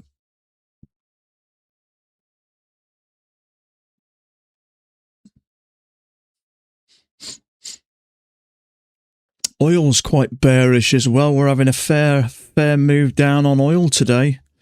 I've been looking at this on and off with interest. I was looking for a trade here a little bit earlier. I was looking for a couple of legs up. We had a couple of doges, really. I was looking for that bar there. I wouldn't be going long in such a strong move down. I was looking for a nice second entry, but there was a couple of doges. Eventually it came down, broke below there, but this has just been poor lately. But there you go.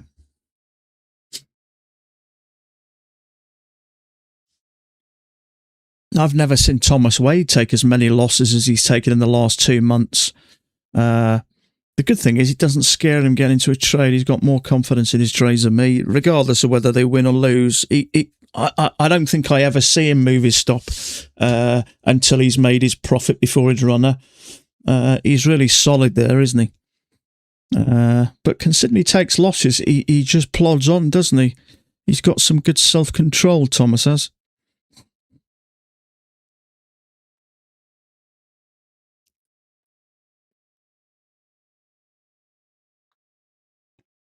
So, what is going on here?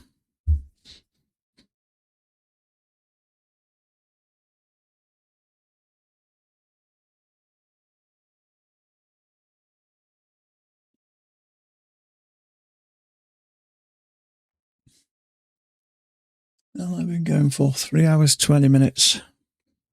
See, it goes like that, 3 hours, 20 minutes for me. Coming 2.5, 3 hours, I'd be exhausted. But I'm all right now. You kind of know when to switch off and when you've got to focus a bit. There's nothing you can do down here, see, so you can relax a little bit. So, 2 attempts to push up. Definitely, this market isn't reversing at the moment. We've had such a strong pull down. It's just a matter of time before it drops out the bottom and the arse falls out again, in my opinion. Unfortunately, this is where you want to be looking to short it, but we've just had nothing, really. You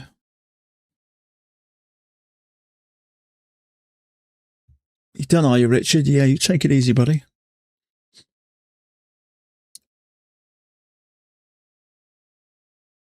I'm going to stop soon in about 5-6 minutes, go and have some dinner, and then I'll come back for an hour later. I came back for an hour last night, but there was just nothing.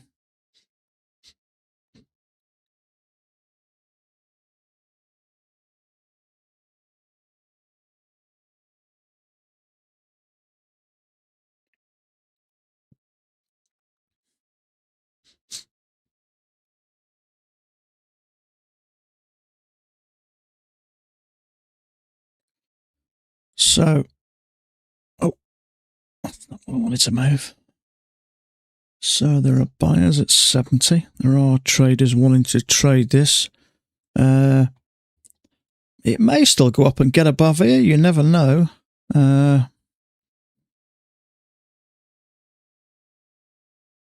It's not had a good enough go to me, but we have had 3 attempts here, haven't we? And then all of a sudden we had that massive bar, so maybe that's enough. You want to go long, do you? With something like this, I only feel comfortable with shorting somewhere.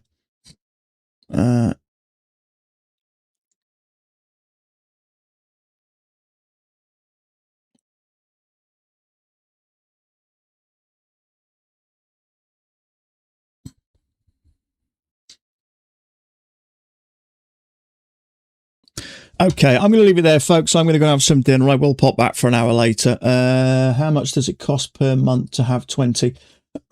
Nothing.